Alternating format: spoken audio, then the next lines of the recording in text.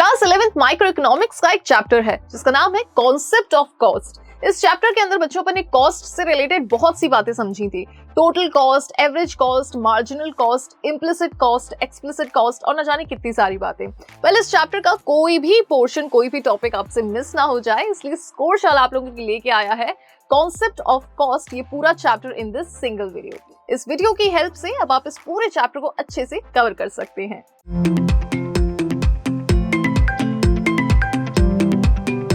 आज के इस वीडियो से हम एक नया चैप्टर स्टार्ट करने वाले हैं जिसका नाम है कंसेप्ट ऑफ कॉस्ट। ओके, इससे पहले अपन ने प्रोडक्शन की बात करी थी। प्रोडक्शन के अंदर अपन ने प्रोडक्शन फंक्शन समझा था। शॉर्ट रन प्रोडक्शन फंक्शन क्या होता है उसके बारे में अपन ने समझा था।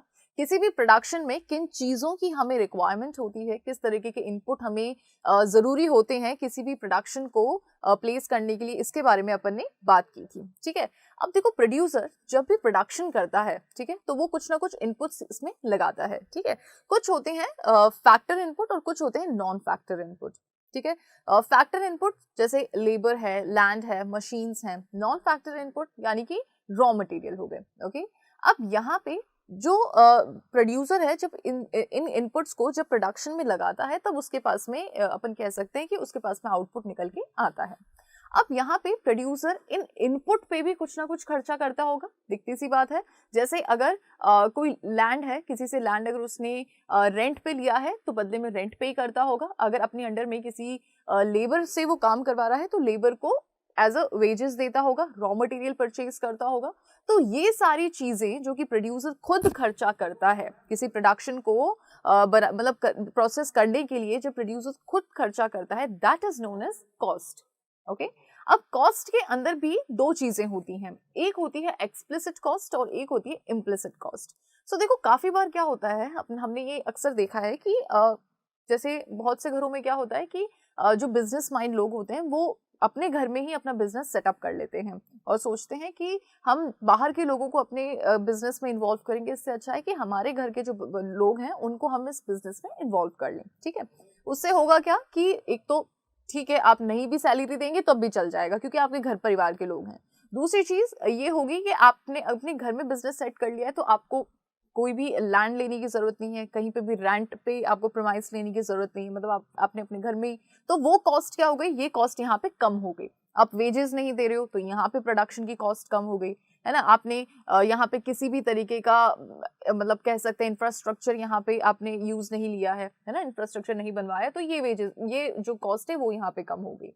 सो जब प्रोड्यूसर अपने घर से ही चीजें लगाता है, अगर मैं इसको सिंपल लैंग्वेज में कहूँ तो इसको हम कहते हैं इम्प्लिसिट कॉस्ट। और काफी ऐसे फैक्टर्स होते हैं जो कि प्रोड्यूसर्स को मार्केट से परचेज करने पड़ते हैं, है ना, जो कि वो उसे घर में नहीं मिल सकते। ठीक है, काफी बार ऐसे होता है कि प्रोड्यूसर के घर से कोई काम नहीं करना चाहता उस बिजनेस में, तो उनको हायर करनी पड़ती है labour, and that is the explicit cost. So यहाँ पे जब भी हम किसी भी प्रोडक्शन की कॉस्ट की बात करते हैं तो इसके अंदर एक्सप्लिसिट प्लस इम्प्लिसिट कॉस्ट दोनों ही इन्वॉल्व होती हैं। ठीक है, अब देखो, अब होता है अपॉर्चुनिटी कॉस्ट। अपॉर्चुनिटी कॉस्ट क्या होती है इसको भी एक बार अपन समझते हैं।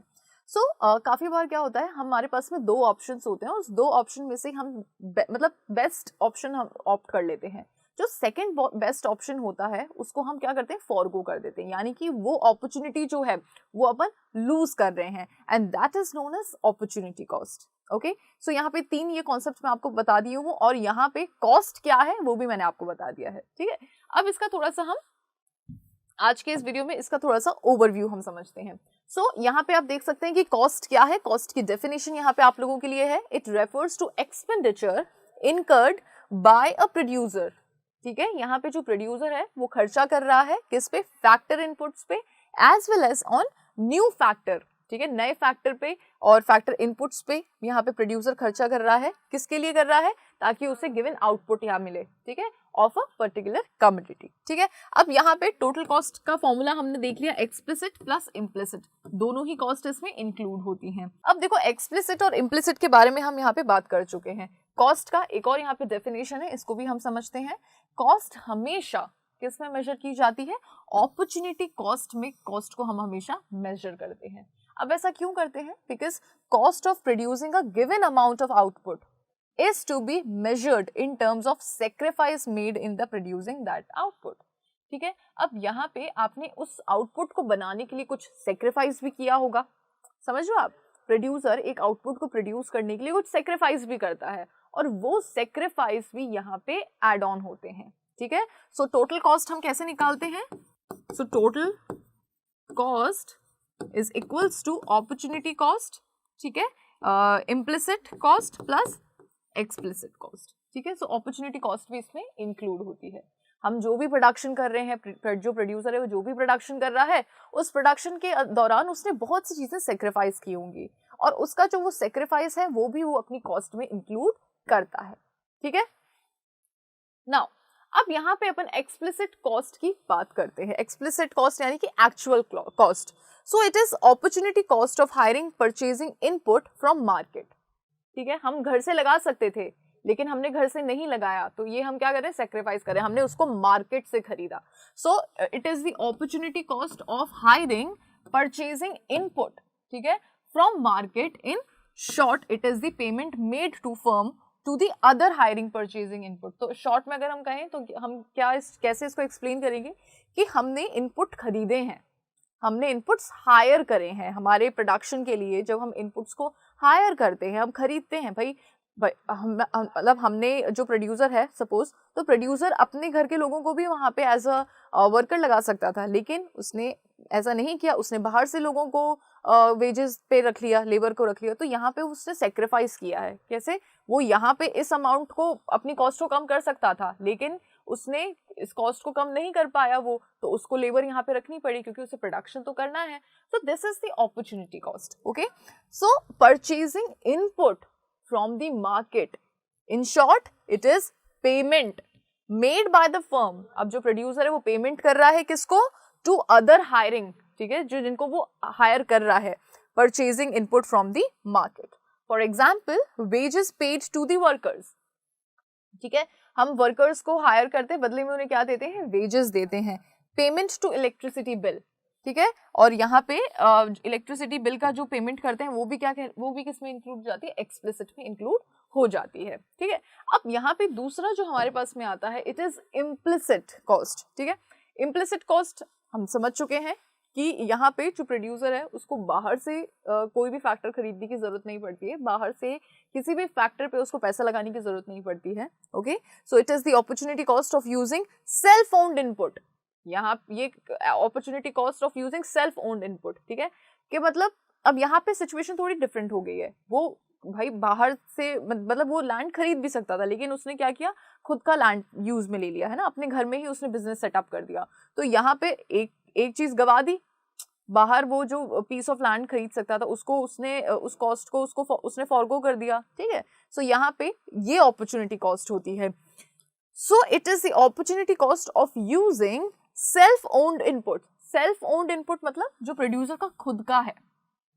It is the market value of self owned input in the next best alternative use. अब जो मार्केट वैल्यू है ना, किसकी? उस सेल्फ ओन्ड इनपुट की। जैसे मान लो मेरे पास में एक टेबल है, ठीक है, वो टेबल मेरे को मेरे बिजनेस में यूज में लेनी है, ठीक है। अब इस टेबल की जो मार्केट वैल्यू है, so for example estimated rent of entrepreneurs on building, estimated interest on entrepreneurs own capital, salary for service of entrepreneurs etc।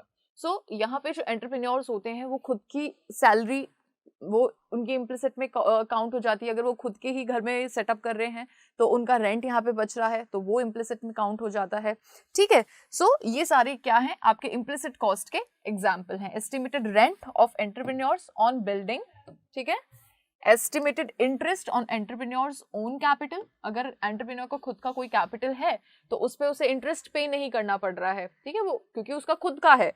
Salary for service of entrepreneur, अगर एंटरप्रेन्योर खुद वहां पे, क्योंकि उसी की खुद की फर्म है, तो वो खुद को यहाँ पे मतलब जो भी है वो सब उसी का है, तो सैलरी यहाँ पे एक जने की कम हो रही है।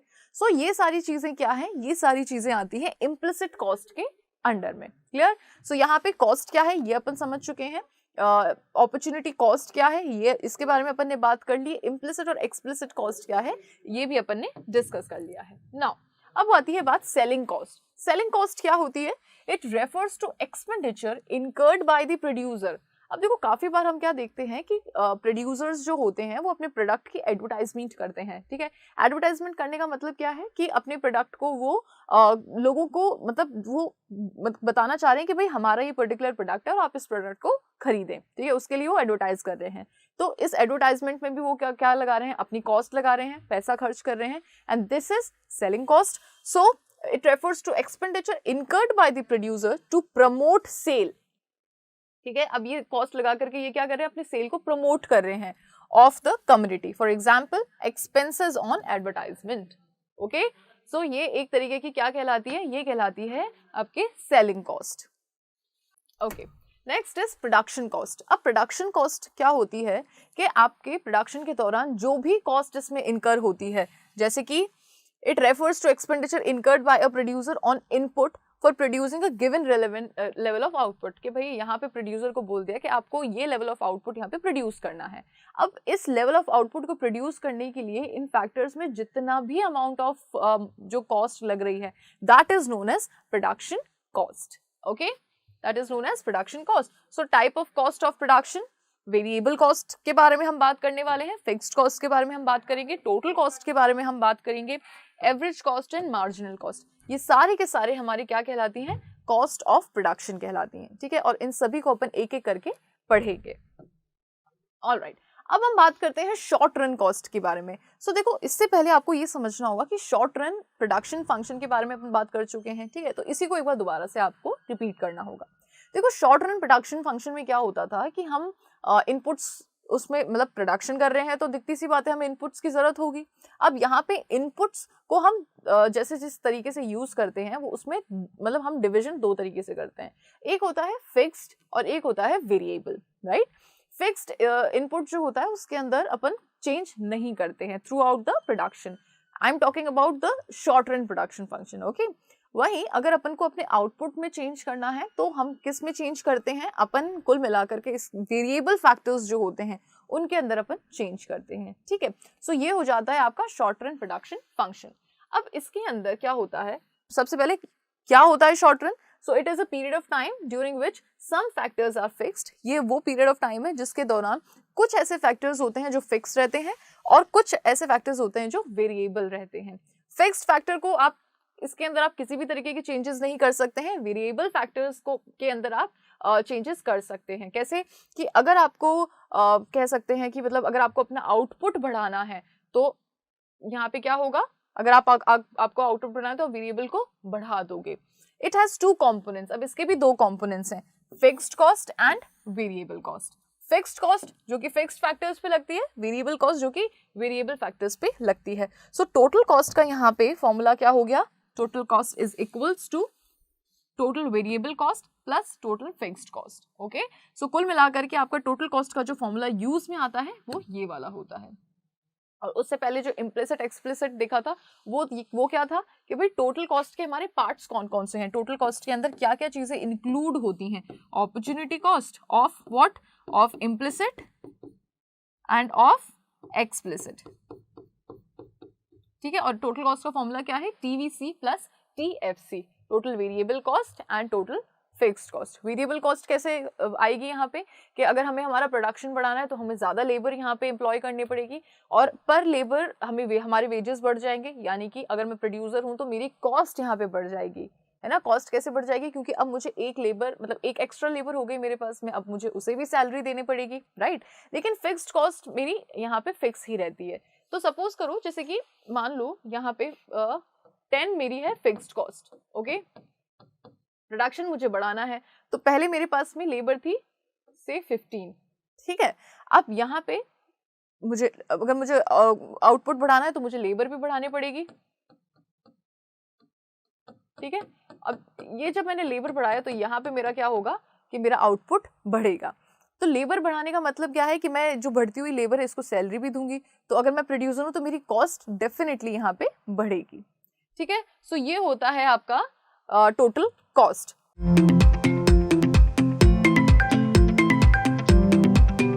सो लास्ट वीडियो के अंदर अपन ने कॉन्सेप्ट ऑफ कॉस्ट यहाँ पे स्टार्ट कर दिया था, ओके। कॉस्ट क्या है, कितने टाइप की कॉस्ट होती है, कॉस्ट हम किस तरीके से कैलकुलेट करते हैं, ये सब बातें अपन कर चुके थे, राइट। और आज के इस वीडियो के अंदर अपन शॉर्ट रन कॉस्ट के बारे में बात करने वाले हैं। कुछ कर्व्स यहाँ पे अपन देखेंगे, ओके। तो जब अपन कॉस्ट की बात कर रहे थे तो उसमें अपन ने देखा था कि भाई जो टोटल कॉस्ट होती है उसमें दो चीजें इंक्लूडेड होती हैं, है ना, दो कॉस्ट उसमें इंक्लूडेड होती है। सो किस किस की? सो फिक्स्ड फैक्टर है उसकी कॉस्ट एंड जो वेरिएबल फैक्टर है उसकी कॉस्ट, ठीक है। इन दोनों की कॉस्ट मिला करके हमारे पास में टोटल कॉस्ट यहाँ पे निकल के आती है।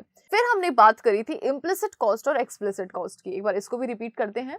सो इम्प्लिसिट कॉस्ट कौन सी होती है? जो प्रोड्यूसर अपने घर से लगाता है, ठीक है। जैसे सपोज कि अगर प्रोड्यूसर को अपने बिजनेस के लिए टेबल चाहिए, उसने टेबल बाहर से ना खरीद के अपने घर में उसके रखी हुई थी स्पेयर टेबल, तो उसने वहां लगा दी।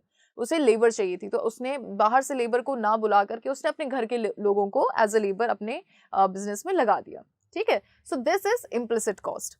एक्सप्लिसिट कॉस्ट कौन सी होती है? सो बेसिकली एक्सप्लिसिट कॉस्ट वो कॉस्ट होती है जो कि प्रोड्यूसर बाहर से परचेज करके लेके आता है, ओके। परचेज करके लाने का मतलब क्या है कि उसके प्रोडक्शन के लिए उसे किन्हीं चीजों की जरूरत है जो कि उसे अपने घर में नहीं मिलेगी और उसे वो बाहर से परचेज करने पड़ेगी, and that is explicit cost, ठीक है। सो ये आपका एक्सप्लिसिट और इम्प्लिसिट कॉस्ट का आपका क्या था? एक ओवरव्यू था। ऑलराइट, अब इसको हम वीडियो को थोड़ा सा आगे बढ़ाते हैं। सो टोटल कॉस्ट की बात हम कर चुके हैं। इसके अंदर फिक्स्ड कॉस्ट और टोटल वेरिएबल कॉस्ट इसमें इंक्लूड होती हैं। अब सम ऑफ टोटल कॉस्ट, अब हम टोटल कॉस्ट कैसे निकालते हैं? फिक्स्ड कॉस्ट को और वेरिएबल कॉस्ट को जब हम प्लस कर देते हैं तो हमारे पास में टोटल कॉस्ट निकल के आ जाती है, ठीक है। दो टाइप की टोटल कॉस्ट होती है, टोटल फिक्स्ड कॉस्ट और दूसरी होती है टोटल वेरिएबल कॉस्ट, ठीक है। ये अपन ने बात कर ली थी इसके बारे में। अब यहाँ पे next is total cost is a total expenditure incurred by a firm on the factors of production. Total cost अब होता क्या है?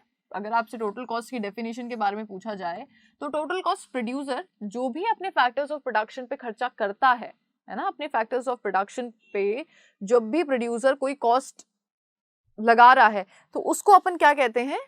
उसको अपन टोटल कॉस्ट के नाम से जानते हैं। It is required for the production of the commodity. अभी किसी भी कमोडिटी के प्रोडक्शन के लिए टोटल कॉस्ट का होना बहुत ज्यादा जरूरी है, क्योंकि अगर प्रोड्यूसर कॉस्ट ही नहीं लगाएगा तो वो प्रोडक्शन नहीं कर पाएगा, right. TC is the sum of TFC and TVC. TC क्या है?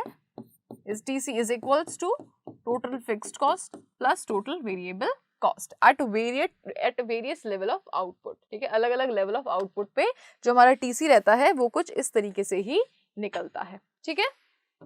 Alright, next is total fixed cost. अब देखो टोटल फिक्स्ड कॉस्ट के बारे में जब हम बात करते हैं तो इसका मतलब क्या है? शॉर्ट रन के अंदर ये डायरेक्टली वेरी नहीं करती है, क्योंकि शॉर्ट रन के अंदर हमें पता है जो फिक्स्ड फैक्टर होते हैं उसके अंदर कोई चेंजेस नहीं होते हैं, ये थ्रू आउट प्रोडक्शन सेम ही रहता है, ठीक है। सो ये आपको एक बार थोड़ा सा फोकस करने की जरूरत है। ये फिक्स्ड कॉस्ट जो होती है शॉर्ट रन के अंदर इतनी वेरी नहीं करती है, ठीक है, which do not directly very with the level of output, okay. TFC total fixed cost is incurred on fixed factors. अब TFC यानी कि टोटल फिक्स्ड कॉस्ट किस पे लगाई जाती है? जैसे मशीन्स हो गई, ठीक है, कोई प्लांट हो गया, कोई बिल्डिंग हो गई, इन सब पे आपकी फिक्स्ड कॉस्ट लगती है, which can not be changed in short run, जिसको शॉर्ट रन के दौरान हम चेंज नहीं कर सकते हैं, क्योंकि शॉर्ट रन का वाला जो पीरियड होता है ये इतना शॉर्ट होता है कि आप इतने बड़े चेंजेस के लिए प्रिपेयर नहीं रहते हैं। वहीं जब हम लॉन्ग रन की बात करते हैं तो लॉन्ग रन में इतना टाइम आपके पास में होता है कि आप बड़े से बड़े चेंजेस अपने प्रोडक्शन के दौरान इजीली कर सकते हैं, okay. The payment to this factor remains the same repetitive of the level of output. अब यहाँ पे आपको जो भी लेवल ऑफ आउटपुट चाहिए, जो फिक्स्ड फैक्टर पे जो आप पेमेंट कर रहे हो वो हमेशा फिक्स ही रहेगी, ठीक है। कि अगर आप एक महीने में रेंट दे रहे हो, कहीं पे आप अपना बिजनेस आपने सेटअप किया है और उस प्रेमाइस में रेंट आप 10,000 रुपये दे रहे हो, तो वो हर महीने आप 10,000 रुपये ही दोगे। ऐसा नहीं है कि एक महीने 10,000 दे दिया, एक महीने 12,000 दे दिया, फिर अगले महीने 15 हो गया, ऐसा नहीं, मतलब चेंजेस नहीं होते उसमें। या फिर अगर आप आउटपुट बढ़ा रहे हो तो आप अपने रेंट में चेंज कर दोगे, ऐसा नहीं होता, ठीक है। सो ये जो फिक्स्ड फैक्टर पे जो कॉस्ट लगती है वो कुछ हद तक सेम रहती है हर लेवल ऑफ आउटपुट पे। For example rent of premise, interest on loan, ठीक है, salary of permanent staff, insurance, premium. So ये सारी चीजें किसके अंदर काउंट होती हैं? फिक्स्ड फैक्टर के अंदर काउंट होती है, फिक्स्ड फैक्टर कॉस्ट के अंदर ये सारी चीजें काउंट होती हैं, ठीक है। अब यहाँ पे हम बात करते हैं टोटल वेरिएबल कॉस्ट की। सो देखो टोटल वेरिएबल कॉस्ट की जब हम बात करते हैं तो इसके अंदर वो सारी कॉस्ट इनकर होती है जो कि हम वेरिएबल फैक्टर्स पे लगाते हैं, जैसे कि हम लेबर को सैलरी देते हैं, है ना, हमारा पावर, इलेक्ट्रिसिटी पावर, ठीक है, रॉ मटेरियल, इन सब चीजों पे जब हम खर्चा करते हैं then that is variable cost. Okay, so इसकी डेफिनेशन देखते हैं एक बार। It refers to those short run cost which directly vary with the level of output। इसका मतलब क्या है कि अगर हमें लेवल ऑफ आउटपुट बढ़ाना है तो हम वेरिएबल कॉस्ट को बढ़ा देंगे, अगर हमें आउटपुट कम करना है तो हम वेरिएबल कॉस्ट को कम कर देंगे, ठीक है। TVC is incurred on variable factors. अब TVC किन किन वेरिएबल फैक्टर्स पे लगता है, जैसे रॉ मटेरियल हो गया, direct labour, power etcetera, which change with the level of output, जो कि लेवल ऑफ आउटपुट के साथ साथ में चेंज होती रहती है। डन।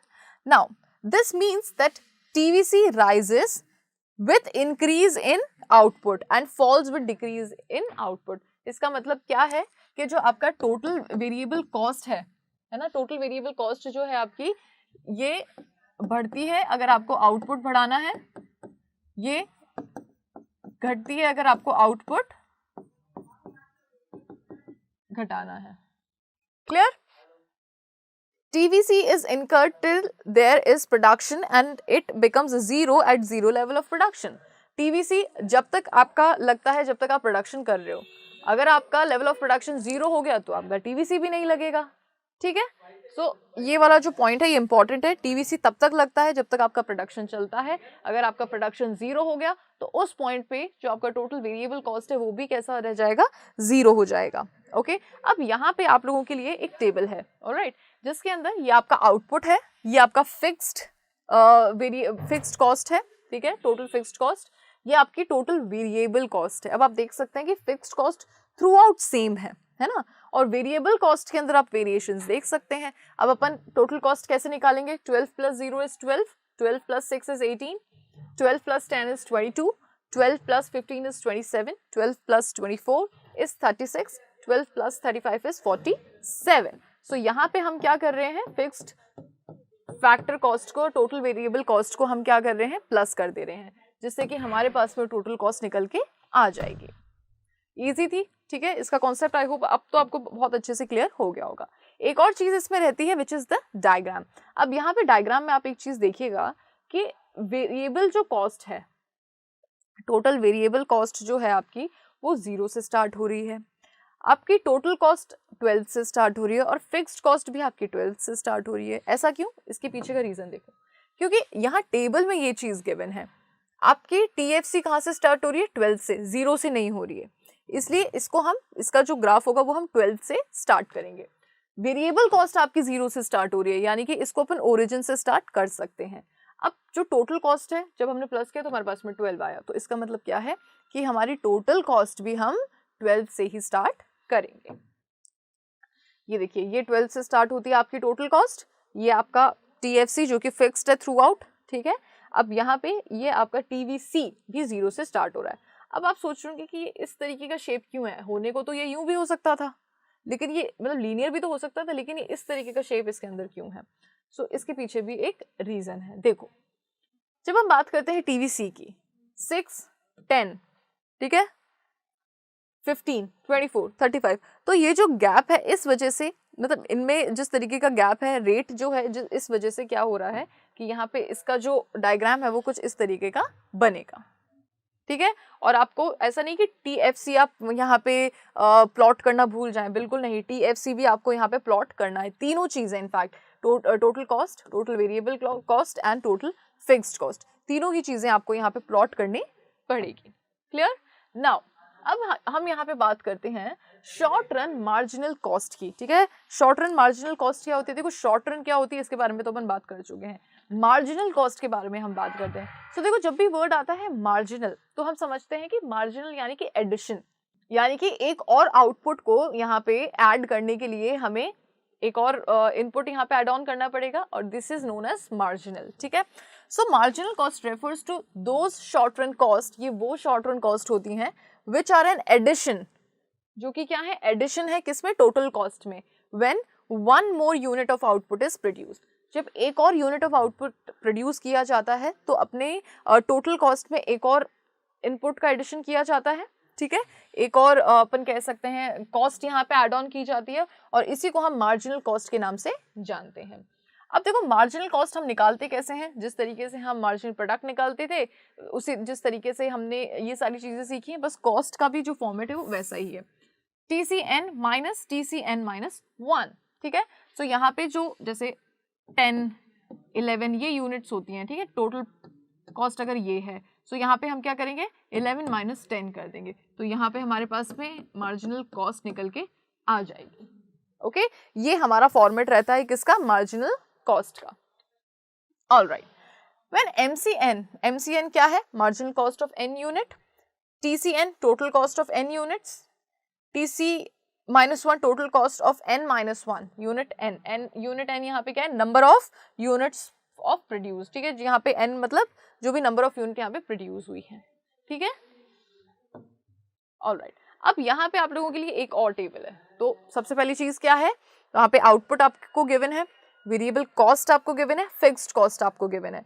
वेरिएबल कॉस्ट के अंदर आप चेंजेस देख सकते हैं, फिक्स्ड कॉस्ट अपनी सेम ही है, टोटल कॉस्ट भी अपन निकाल चुके थे, मार्जिनल कॉस्ट अपन अब कैसे निकाले हैं, 18 माइनस 12, 22 माइनस 18, इस तरीके से हमने मार्जिनल कॉस्ट निकाल ली है, ठीक है। और अगर इसकी हमें मार्जिनल निकालनी हो तो इसको भी हम इजीली निकाल सकते हैं, right. 6 minus 0 is 6, 10 minus 6 is 4, okay. So इस तरीके से हम मार्जिनल कॉस्ट इजीली निकाल लेते हैं। ऑलराइट, आप इसको एक बार अच्छे से देख सकते हैं। और ये सारी जो टेबल्स हैं, ये सारी जो ग्राफ्स हैं, ये एक बार आपको खुद के हाथ से बना के देखने होंगे, क्योंकि उसके बाद में ही आप इसका जो एक्यूरेट प्लॉटिंग है या फिर एक्यूरेट टेबल को सॉल्व करना आपको उसी पॉइंट पे आएगा, और इससे क्या होगा कि आप कॉन्सेप्ट्स को ज्यादा क्लियरली समझ पाएंगे।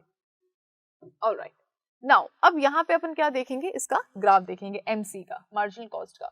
सो मार्जिनल कॉस्ट क्या होता है, पहले गिरती है फिर एकदम से बढ़ती है, इसलिए मार्जिनल कॉस्ट का जो कर्व है वो इस तरीके का होता है, इस तरीके का, ठीक है।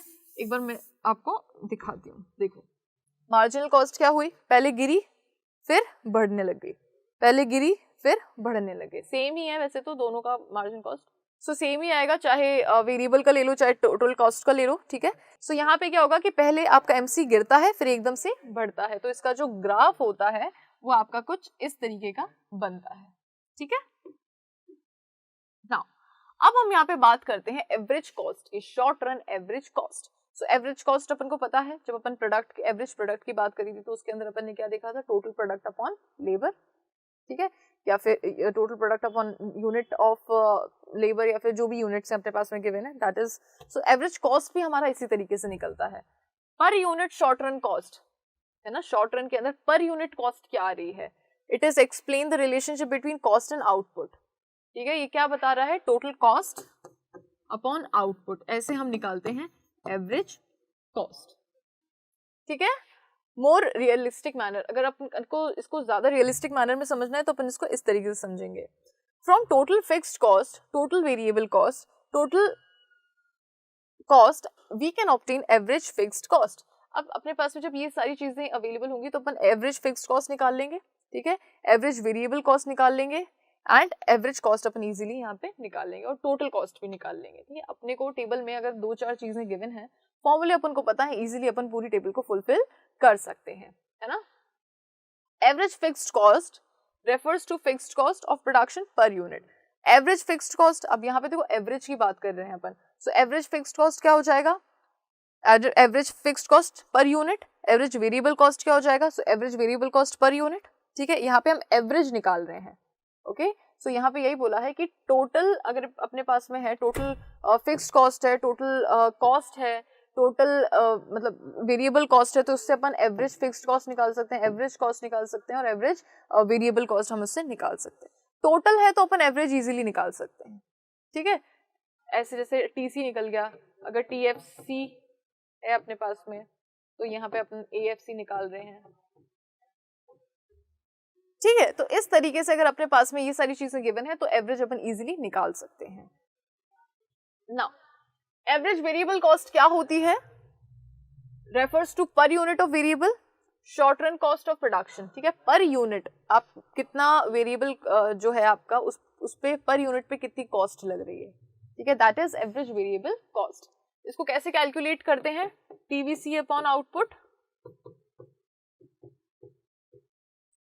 Okay. So average variable cost TVC total variable cost upon output. Average variable cost initially falls, अब एवरेज वेरिएबल कॉस्ट भी इनिशियली क्या होती है, फॉल होती है, with initially fall with increase in level AVC starts rising, ये भी initially fall होती है, फिर ये भी एकदम से बढ़ जाती है, ठीक है। तो ये सारे फिगर्स भी अपन देखेंगे, ओके। सो यहाँ पे देखो आपको आउटपुट गिवन है, फिक्स्ड कॉस्ट गिवन है, वेरिएबल कॉस्ट गिवन है और एवरेज कॉस्ट गिवन है। सो इसका थोड़ा सा रिलेशन अपन समझते हैं। देखो आउटपुट यहाँ पे बढ़ रहा है, 0 से 5 हो गया। फिक्स्ड कॉस्ट जो है, एवरेज फिक्स्ड कॉस्ट जो है दैट इज 12, 6, 4, 3, 2.40। वेरिएबल कॉस्ट भी आपकी यहाँ पे क्या हो रही है, ये तो बढ़ी, कम हुई, कम हुई, कम हुई और फिर बहुत कम हो गई, ये कम हुई उसके बाद में बढ़ने लग गई वेरिएबल कॉस्ट। और एवरेज कॉस्ट यहाँ पे क्या हो रहा है, कम हो रही है, ठीक है। सो एवरेज कॉस्ट हमारी हर उस पे पॉइंट पे आउटपुट पे कम हो रही है। ऑलराइट, अब यहाँ पे इस फिगर को अपन समझते हैं। सो देखो ये क्या है आपका, वेरिएबल कॉस्ट आपकी कम ही होती जा रही है थ्रू आउट। सो ये क्या है आपका, एवरेज फिक्स्ड कॉस्ट आपकी धीरे धीरे कम ही होती जा रही है ना। टेबल में देखिएगा, ये आपका वेरिएबल कॉस्ट और ये आपकी एवरेज कॉस्ट, ठीक है। इसको अलग अलग से भी अपन समझेंगे, बाकी ये आपका इन ऑल फिगर होता है।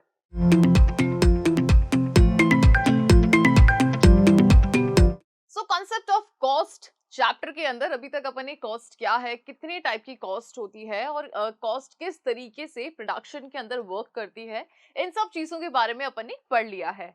और आज के इस वीडियो के अंदर अपन का जो टॉपिक है वो बहुत ज्यादा इंपॉर्टेंट है, ठीक है, क्योंकि आज अपन बिहेवियर पढ़ने वाले हैं। बिहेवियर किसका, वेरिएबल कॉस्ट का, टोटल कॉस्ट का और एवरेज कॉस्ट का, okay. So hello everyone, this is me Ayushi and I welcome you to Scoreshala.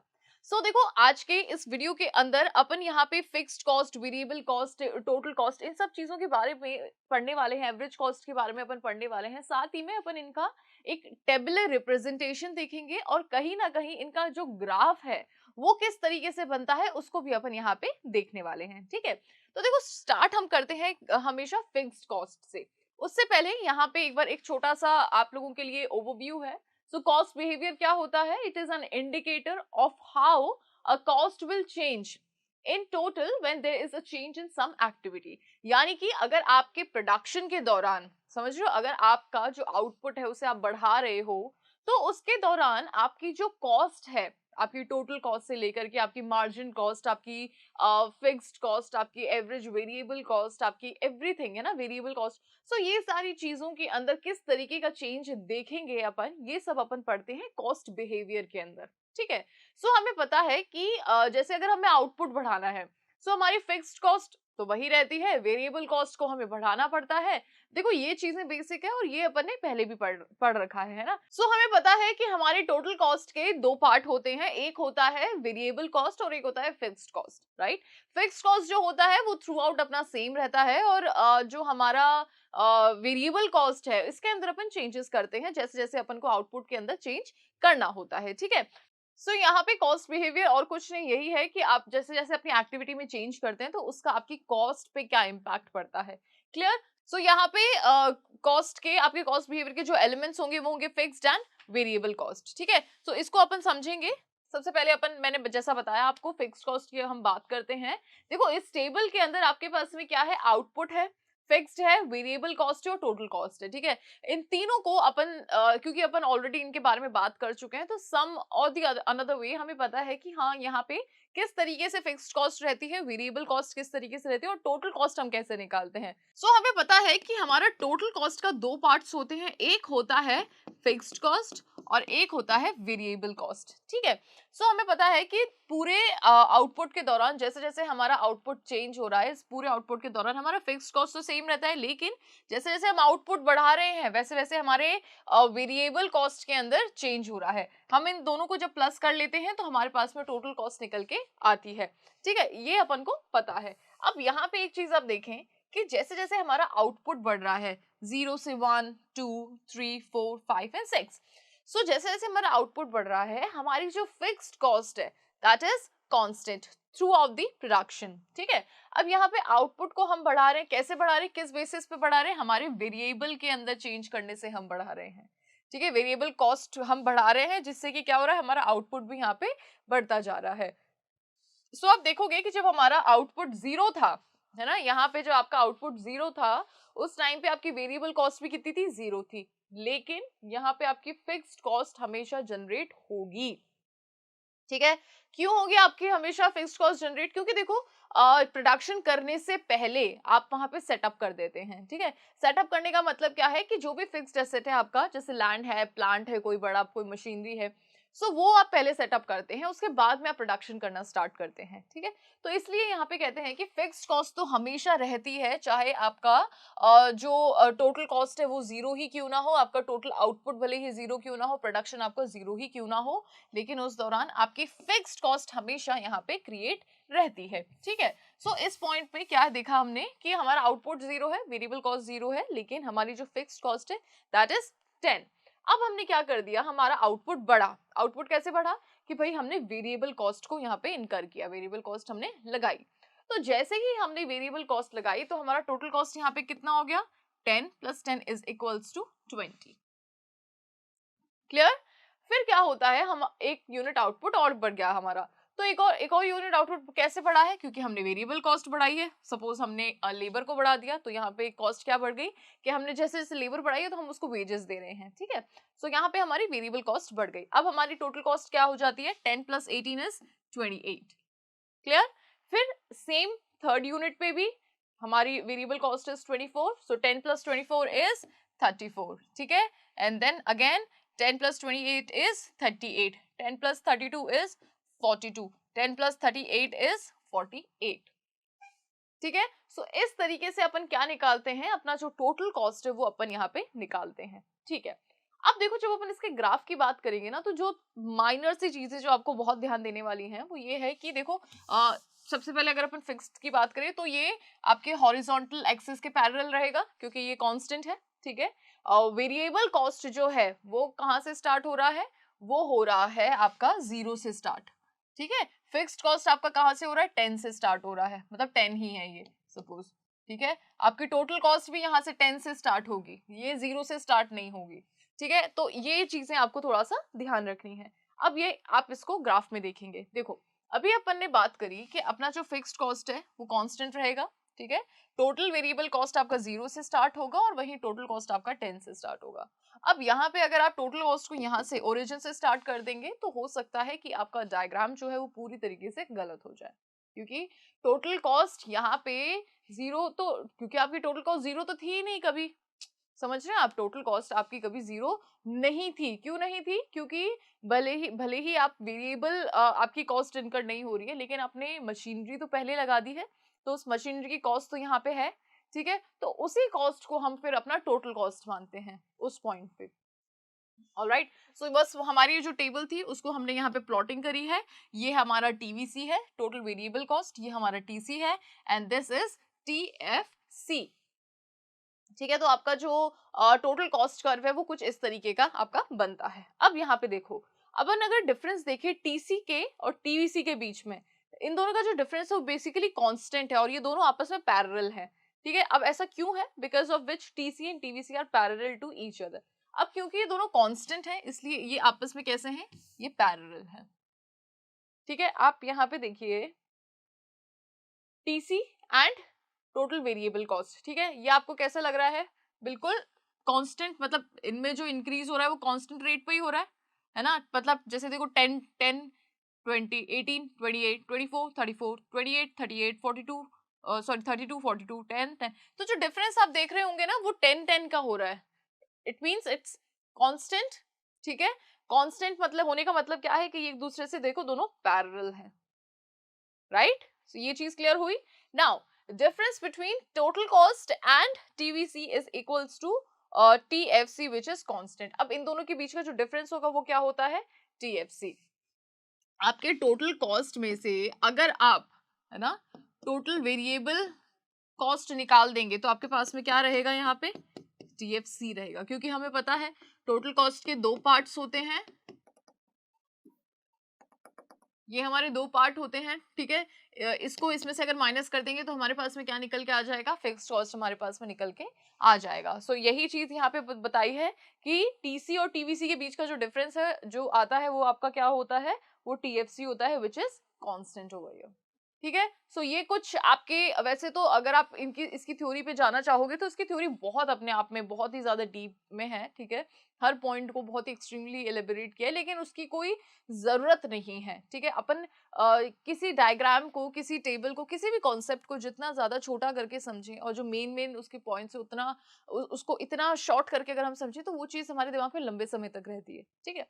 अब देखो इम्पोर्टेंट इसके अंदर सिर्फ इतना ही पोर्शन है ना। अगर आप फिर भी चाहें किताबों में इसको ढूंढना चाहें, किताबों में से पढ़ना चाहें, तो that is the another thing, ठीक है। वरना इम्पोर्टेंट और आपके एग्जाम पॉइंट ऑफ व्यू से जो चीज यहाँ पे पूछी जाती है वो सिर्फ इतना ही है इसके अंदर, क्लियर। आगे बढ़ते हैं नाउ। अब यहाँ पे हम बात करते हैं एवरेज कॉस्ट की और उसके शेप की, ठीक है। अभी अपन ने किसके बारे में बात कर ली है, यहाँ पे अपन ने फिक्स्ड की, वेरिएबल की और टोटल कॉस्ट की अपन ने बात कर ली है। अब अपन बात करने वाले हैं एवरेज कॉस्ट की। सो एवरेज कॉस्ट क्या होता है, average cost basically it is cost per unit of output, ठीक है। पर यूनिट ऑफ आउटपुट पे आपकी क्या कॉस्ट लग रही है, यानी कि अगर आपका आउटपुट है 100, सो इस 100 में पर यूनिट की कॉस्ट क्या लग रही है, ठीक है। जैसे पर यूनिट यानी कि एक यूनिट, इस पूरे 100 में से अगर एक यूनिट उठाते हैं हम, एक यूनिट को बना रहे हैं हम, तो उसमें कॉस्ट क्या लग रही है, तो ऐसे हम निकालते हैं आपके एवरेज कॉस्ट, ठीक है। सो एवरेज कॉस्ट का आपका फॉर्मूला क्या होता है, टोटल कॉस्ट अपॉन क्वांटिटी। जो भी आपकी टोटल कॉस्ट है, सपोज करो आपकी टोटल कॉस्ट है 50, ठीक है। आपने कितनी यूनिट्स यहाँ पे प्रोड्यूस करी है, 5, तो यहाँ पे आपका एवरेज कितना हो गया, 10, राइट। सो इस तरीके से आप एवरेज कॉस्ट यहाँ पे निकालते हो, जो कि पर आउटपुट आपकी कॉस्ट होती है। अब यहाँ पे देखिए, ये टेबल में पूरा आपको इसी तरीके से समझाया गया है, ये आपकी यूनिट्स हैं 0 to 6, ये आपकी टोटल कॉस्ट है 10, 20, 28, 34, 38, 42 एंड 48, ठीक है। वो पीछे वाली टेबल ही है, उसी को हमने यहाँ पे ले लिया है। एवरेज कॉस्ट हम कैसे निकालेंगे, 10/0 is infinite, 20/1 is 20, 28/2 is 14, 34/3 is 11.3, 38/4 is 9.5, then 42/5 is 8.4, then 48/6 is 8, ठीक है।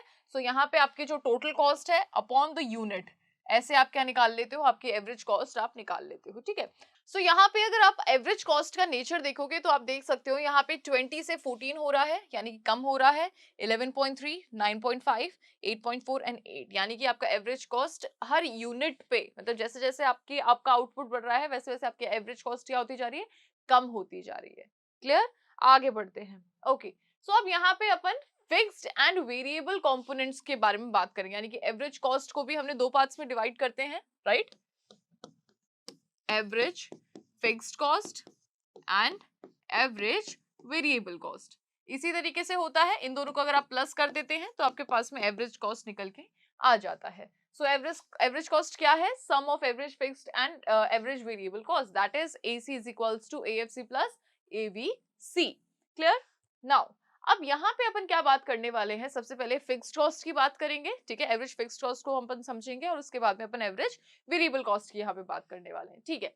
सो देखो फिक्स्ड कॉस्ट अगर हमें निकालनी है तो वही सेम फॉर्मूला है, एवरेज फिक्स्ड कॉस्ट अगर अपन को निकालनी है तो टोटल फिक्स्ड कॉस्ट में से हम क्या कर लेंगे, Q को डिवाइड कर लेंगे, ठीक है। तो जैसे ही अपन ऐसा कुछ करेंगे तो हमारे पास में TFC निकल के आ जाएगा। अच्छा एक चीज और, जब आप AF अगर आपको क्रॉस चेक करना हो कभी, तो AFC इंटू Q अगर आप करेंगे तो आपके पास में क्या आ जाएगा, TFC, मतलब इसकी वैल्यू आपकी इससे बराबर होगी। इसको अपन आगे समझेंगे, ठीक है। चलो अभी एक बार इसको अपन देखते हैं। तो अपन को क्या निकालना है, फिक्स्ड कॉस्ट अपन को निकालनी है, टोटल फिक्स्ड कॉस्ट अपने पास में गिवन है और आउटपुट अपने पास में गिवन है। 10/1 is 10, 10/3 is 3.3, 10/4 is 2.5, then 10/5 is 2, 10/6 is how much, 1.67, ठीक है। 10/7 is 1.43, 10/8 is 1.25, ठीक है। सो यहाँ पे अगर आप अभी जैसे मैंने आपको बताया था कि आपकी टोटल फिक्स्ड कॉस्ट होती है। चलो इस तरीके से अपन ने क्या निकाला, एवरेज फिक्स्ड कॉस्ट अपन यहाँ पे निकाल चुके हैं। अब यहाँ पे एक पॉइंट आएगा कि अच्छा, उससे पहले आपको एक चीज और ध्यान रखनी है कि आपका एवरेज फिक्स्ड कॉस्ट का जो कर्व बनता है वो कैसा होता है, रेक्टेंगुलर हाइपरबोला। रेक्टेंगुलर हाइपरबोला क्यों होता है, अगर आप यहाँ पे देखेंगे, देखो अगर आप यहाँ पे इसका नेचर देखेंगे तो क्या हो रहा है, 10 से 5, 5 से 3.3, 2.5, 2, 1, 1.43 एंड 1.25। ठीक है, सो ये इसका ये नेचर है। अब यहाँ पे आप इसको देखो, 10 से 5, देन दिस, तो मतलब आपका कुछ कैसे ना कैसे ये जो ग्राफ है वो इस तरीके से हो रहा है। ठीक है, अब यहाँ पे आप चाहे किसी भी पॉइंट पे आएंगे, आपको क्या अचीव होगा, यहाँ पे एक रेक्टेंगुलर शेप अचीव होगा। ठीक है, और इसीलिए इसको रेक्टेंगुलर हाइपरबोला के नाम से हम जानते हैं। So this curve slopes downward to the right, ये जो कर्व है वो आपका downward to the right slope करता है। ठीक है, downward slope of AFC shows that AFC decreases as output increases. अब इसका ये जो डाउनवर्ड स्लोप है वो क्या दर्शाता है कि आपका आउटपुट जैसे जैसे बढ़ेगा, समझ रहे हो, आपका आउटपुट जैसे जैसे बढ़ेगा, आपकी एवरेज फिक्स्ड कॉस्ट जो है वो धीरे धीरे कम होती जाएगी। यहाँ पे देखिए आपका आउटपुट बढ़ रहा है, आपकी AFC यहाँ पे धीरे धीरे क्या हो रही है, डिक्रीज होती जा रही है। ठीक है, तो एक तो रिलेशन ये हो जाता है। दूसरा है, अब ये आपको, this is important to note that AFC curve is a rectangular hyperbola. ये कैसा कर्व होता है, रेक्टेंगुलर हाइपरबोला होता है। यानी कि अगर आप AFC को Q से मल्टीप्लाई करेंगे, ठीक है, एवरेज फिक्स्ड कॉस्ट को अगर आप Q से मल्टीप्लाई करेंगे तो वो किसके बराबर होगा, TFC के बराबर होगा। एक बार देखते हैं, ये बोल रहा है कि एवरेज फिक्स्ड कॉस्ट को आप जब यूनिट आउटपुट से मल्टीप्लाई करेंगे तो ये TFC के बराबर होगा। देखते हैं, सो 10 into 1 is 10, yes, 5 2s are 10, 3.3 into 3 is 10। ठीक है, सो यहाँ पे ये वाला देखेंगे 2 into 5 is 10। सो ये बिल्कुल करेक्ट है। अगर अपन एवरेज फिक्स्ड कॉस्ट को अपने आउटपुट से इंटू करेंगे तो अपने पास में टोटल फिक्स्ड कॉस्ट यहाँ पे निकल के आ जाएगा। ठीक है, अब which is equals to TFC which is constant at all level of output. तो ये क्या दर्शा रहा है कि आपका जो TFC है वो हर लेवल ऑफ आउटपुट पे कांस्टेंट है। क्लियर, यहाँ पे अपन ने जब इसको और इसको इंटू किया तो अपने पास में यही आएगा हर लेवल पे। इसका मतलब क्या है, ये क्या शो कर रहा है कि आपका जो टोटल फिक्स्ड कॉस्ट होता है वो हर लेवल ऑफ आउटपुट पे कैसा रहता है, फिक्स रहता है। क्लियर, सो आपका जो एवरेज फिक्स्ड कॉस्ट था वो कुछ इस तरीके से था। ठीक है, मेन चीजें बस आपको इसमें ध्यान रखना है कि इसके अंदर रेक्टेंगुलर हाइपरबोला का कॉन्सेप्ट इसमें लाई करता है। दूसरी चीज ये, ऐसा क्यों होता है, ये डाउनवर्ड होता है, राइटवर्ड्स फ्रॉम लेफ्ट टू राइट। ऐसा क्यों, कि भाई ये चीज शो करता है कि जैसे जैसे आपका आउटपुट बढ़ेगा वैसे वैसे आपकी जो फिक्स्ड कॉस्ट है वो कम होती जाएगी। Clear, okay. नाउ अब अपन बात करते हैं वेरिएबल कॉस्ट की। हमें पता है वेरिएबल कॉस्ट के अंदर चेंजेस आते रहते हैं। ठीक है, so average variable cost is equals to total variable cost into Q। ठीक है, this is not AFC, this is AVC TVC upon Q। ठीक है, सो एवरेज वेरिएबल कॉस्ट क्या है, cost per unit of output. ठीक है, ये हमारी यूनिट्स है, मतलब आउटपुट है, ये हमारा टोटल वेरिएबल कॉस्ट है। 10 upon 1 is 10, 18 upon 2 is 9, 24 upon 3 is 8। तो इस तरीके से आप यहाँ पे एवरेज वेरिएबल कॉस्ट निकाल सकते हैं। ठीक है, अब इसको आप जरा देखें, 10, 9, 8, 7, 6.4, 6.3, फिर उसके बाद में क्या हो रहा है, ये बढ़ने, इस पॉइंट के बाद में ये बढ़ने लग गया। यानी कि आपका एवरेज वेरिएबल कॉस्ट का जो कर्व है वो कैसा बनता है, यू शेप का बनता है। यानी कि पहले डिक्रीज हो रहा है, फिर एक पॉइंट पे, है ना, एक पॉइंट पे ये मतलब कांस्टेंट रहेगा, फिर ये इंक्रीज होने लग जाएगा। ये देखिए, ठीक है, पहले डिक्रीज हो रहा है, फिर एक पॉइंट पे रुकने के बाद में ये बढ़ने लग जाएगा। तो इसका जो कर्व है वेरिएबल कॉस्ट का वो यू शेप बनता है। ठीक है, ये देखिए इस तरीके का आपका इसका कर्व बनता है। जैसे जैसे आपका आउटपुट बढ़ रहा है, एवरेज वेरिएबल कॉस्ट भी आपकी क्या हो रही है, गिर रही है। फिर फिक्स्ड कॉस्ट तो आपकी गिरती ही है, लेकिन एवरेज वेरिएबल कॉस्ट जो है आपकी tends to fall, which means that AVC begins to rise. जो आपकी एवरेज वेरिएबल कॉस्ट आपकी गिरती है।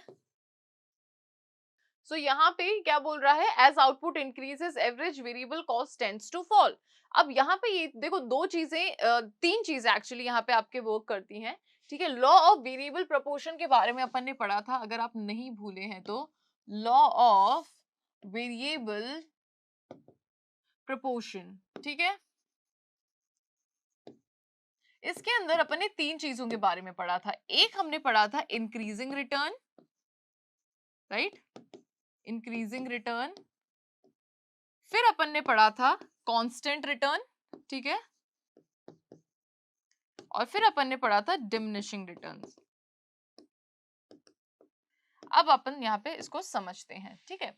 इंक्रीजिंग रिटर्न्स हमें कब मिलते हैं? जब हमारी कॉस्ट कम होती है या फिर हमारी कॉस्ट गिर रही होती है। यानी कि यहाँ पे इस पॉइंट पे आपको क्या मिल रहा है? इंक्रीजिंग रिटर्न मिल रहे हैं। ये आपका कांस्टेंट वाला हो जा रहा है, और इस यहाँ पे क्या हो रहा है? आपकी कॉस्ट बढ़ रही है, यानी कि यहाँ से आपको, जब आपकी कॉस्ट ज्यादा होती है ना, तो आपको क्या मिलते हैं? रिटर्न्स जो मिलते हैं वो कम मिलते हैं। यानी कि ये वाला जो पोर्शन हो जा रहा है जिसके अंदर आपकी कॉस्ट बढ़ रही है, इसके अंदर आपको डिमिनिशिंग रिटर्न्स मिल रही है, ठीक है, डिमिनिशिंग रिटर्न्स मिलेंगे। अब यहाँ पे क्या है? आपकी कॉस्ट कम हो रही है, तो अगर आपकी कॉस्ट कम होगी, समझिएगा इस चीज को, अगर आपकी कॉस्ट कम होगी और आपको जो रिटर्न्स मिल रहे हैं वो ज्यादा मिल रहे हैं, तो यानी कि आपको प्रॉफिट हो रहा है, ठीक है। आपकी कॉस्ट अल्टीमेटली यहाँ पे कम हो रही है, सो यहाँ पे आपको रिटर्न्स जो मिल रहे हैं वो इंक्रीजिंग मिल रहे हैं, ठीक है।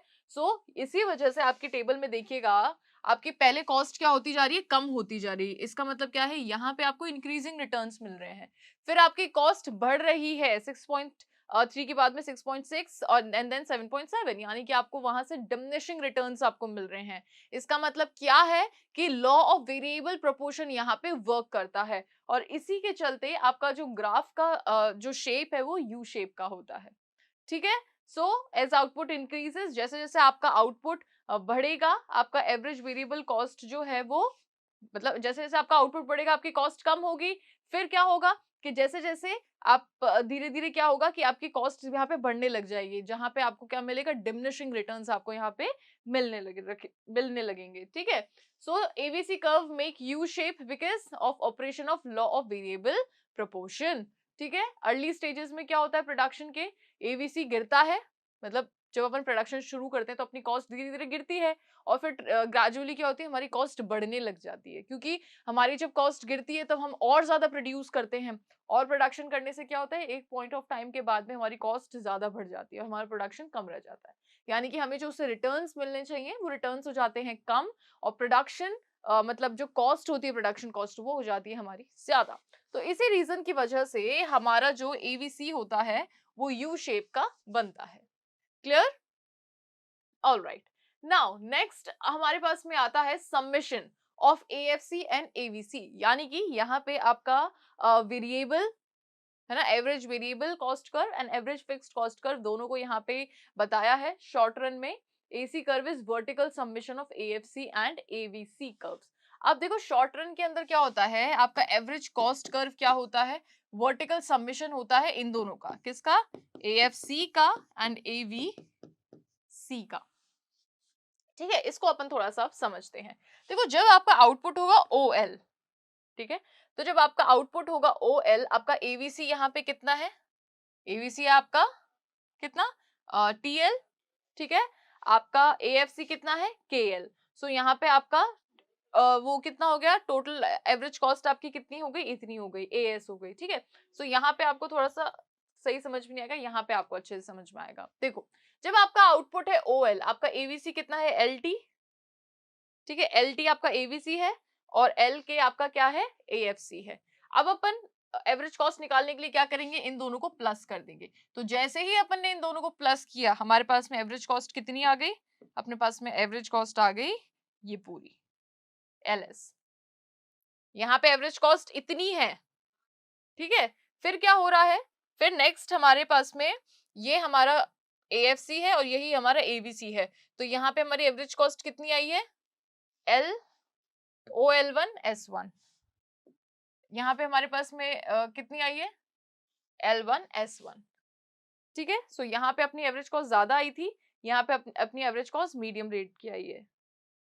और देखें फिर आपकी जो एवरेज कॉस्ट है वो और यहाँ पे कैसी रही है? पे देखो जब आपका AFC जो है वो अपना है इतना, फिक्स्ड कॉस्ट जो अपनी आई है वो इतनी आई है, वेरिएबल कॉस्ट जो आई है अपनी इतनी आई है, और जो अपनी टोटल एवरेज कॉस्ट आई है वो आई है L2S2 एंड S2। क्लियर? तो शॉर्ट रन के अंदर क्या होता है, L2 and S2, short period में क्या होता है, आपका जो एवरेज कॉस्ट कर्व होता है वो यू शेप का होता है, and this is the conclusion over here. Short run के अंदर आपका एवरेज कॉस्ट जो कर्व होता है वो कैसा होता है, वो यू शेप का होता है। ये ठीक है, कि पहले क्या होता है, आपकी कॉस्ट जब गिर रही होती है, ठीक है, आपकी कॉस्ट जब गिर रही होती है तो आपको इंक्रीजिंग रिटर्न्स मिलते हैं। फिर धीरे धीरे क्या होता है, जैसे आपकी कॉस्ट बढ़ने लगती है तो आपको डिमिनिशिंग रिटर्न्स वहां से मिलने लगते हैं। ठीक है, अब ऐसा इसलिए है, अब ये चीज हमने कहाँ देखी थी, लॉ ऑफ वेरिएबल प्रोपोर्शन के अंदर अपन ने इस चीज को पढ़ा था। ठीक है, इसीलिए मैं हमेशा कहती हूँ कि आपने जो भी चैप्टर्स, जो अपने पीछे के चैप्टर्स हैं उसके अंदर जितने भी लॉज पढ़े हैं, जितनी भी चीजें आपने पढ़ी हैं, आगे आने वाले चैप्टर्स कहीं ना कहीं ये सारे के सारे जो कॉन्सेप्ट्स हैं आपस में रिलेटेड हैं। ठीक है, अगर आप अपनी एनसीईआरटी उठा के देखेंगे तो उसके अंदर आपका जो फॉर्मेट है वो बिल्कुल डिफरेंट है। एक ही चैप्टर के अंदर आपको कॉस्ट भी करवा दिया, रेवेन्यू भी करवा दिया, प्रोडक्ट के बारे में भी समझा दिया, यानी कि प्रोडक्शन के बारे में भी समझा दिया। ठीक है, लेकिन इसको अलग अलग पढ़ने का हमारा मेन मोटिव ये है कि हमें पता तो चले कि जो प्रोड्यूसर होता है वो किस पॉइंट पे किस तरीके का एक्शन लेता है। देखो, पहले तो वो प्रोडक्शन कर रहा है, ठीक है, प्रोडक्शन में उसको क्या मिल रहा है, कैसे वो कहाँ से जुटा रहा है, उसके इनपुट आउटपुट ये सब चीजें, इनके बारे में अपन ने पढ़ा था। फिर अपन ने कॉस्ट के बारे में पढ़ा है, फिर आगे अपन रेवेन्यू के बारे में पढ़ने वाले हैं। ठीक है, इस चैप्टर के बाद में अपन रेवेन्यू को डिस्कस करेंगे। ठीक है, सो यहाँ पे आपको अपन ने ये लॉ ऑफ वेरिएबल प्रोपोर्शन के बारे में पढ़ा था, बिल्कुल शॉर्ट रन के अंदर। ठीक है, हमें जो रिटर्न्स मिलते हैं वो फैक्टर रिटर्न्स होते हैं, इसके बारे में अपन ने पढ़ा है, और ये जो लॉ है वो आपका यहाँ पे आकर के आप इसको समझ पा रहे होंगे। ठीक है, now it tends to fall due to increasing returns. Increasing returns में क्या होता है, आपकी जो एसी है वो गिरती है। ठीक है, it tends to stabilize owing to constant returns। constant returns में जो AC है वो खुद को स्टेबल करती है। ठीक है, and it tends to rise, और जब आपको डिमिनिशिंग रिटर्न्स मिलते हैं तो उस पॉइंट पे आपकी एवरेज कॉस्ट बढ़ती है। ठीक है, सो ये था आपका एवरेज कॉस्ट के बारे में एवरीथिंग। ठीक है, इससे पहले अपन ने total cost, fixed cost, variable cost के बारे में बात कर ली, उसके बाद में अपन ने एवरेज कॉस्ट की बात करी है, एवरेज कॉस्ट के दोनों पार्ट्स की बात हमने कर ली है, किस तरीके से हमारा जो ग्राफ होता है वो बनता है।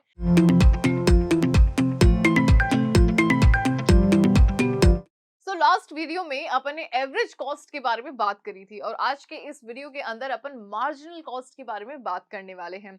वेल, ये जो टॉपिक है ये अपने आप में बहुत ही शॉर्ट टॉपिक है, इसलिए इस वीडियो को हम जल्दी से स्टार्ट करेंगे और जल्दी से इसको अच्छे से समझ के खत्म करते हैं। वेल, देखो, जब भी अपन मार्जिनल की बात करते हैं हमें पता है कि हम एक और एडिशनल इनपुट की बात कर रहे हैं फॉर दैट एडिशनल आउटपुट। ठीक है, या फिर इसे आप इस तरीके से समझ सकते हैं कि अगर हमारा आउटपुट एक यूनिट और बढ़ रहा है तो उस एक यूनिट ऑफ आउटपुट को बढ़ाने के लिए हमने जो और इनपुट डाला है, एडिशनल इनपुट डाला है, इसी को अपन मार्जिनल कॉस्ट कहते हैं। ठीक है, सो मार्जिनल कॉस्ट, वैसे तो मार्जिनल वर्ड अपन ने इसको प्रोडक्ट के अंदर समझा है, कॉस्ट के अंदर अपन समझ रहे हैं, रेवेन्यू के अंदर अपन समझेंगे। ठीक है, एक लॉ अपन ने पढ़ा था, law of diminishing marginal utility. ठीक है, उसके अंदर अपन ने मार्जिनल होता क्या है, मार्जिनल यूटिलिटी, इसको अपन ने अच्छे से समझा था। अब जैसे जैसे अपन ने लॉ ऑफ वेरिएबल प्रोपोर्शन के बारे में बात करी थी तो उसके अंदर भी आपका मार्जिनल प्रोडक्ट जो होता है वो वहां पे देखने को आपको मिलता है। तो ये जो मार्जिनल, कुल मिलाकर के जो ये कॉन्सेप्ट है वो अपन को अच्छे से समझ में आया हुआ है।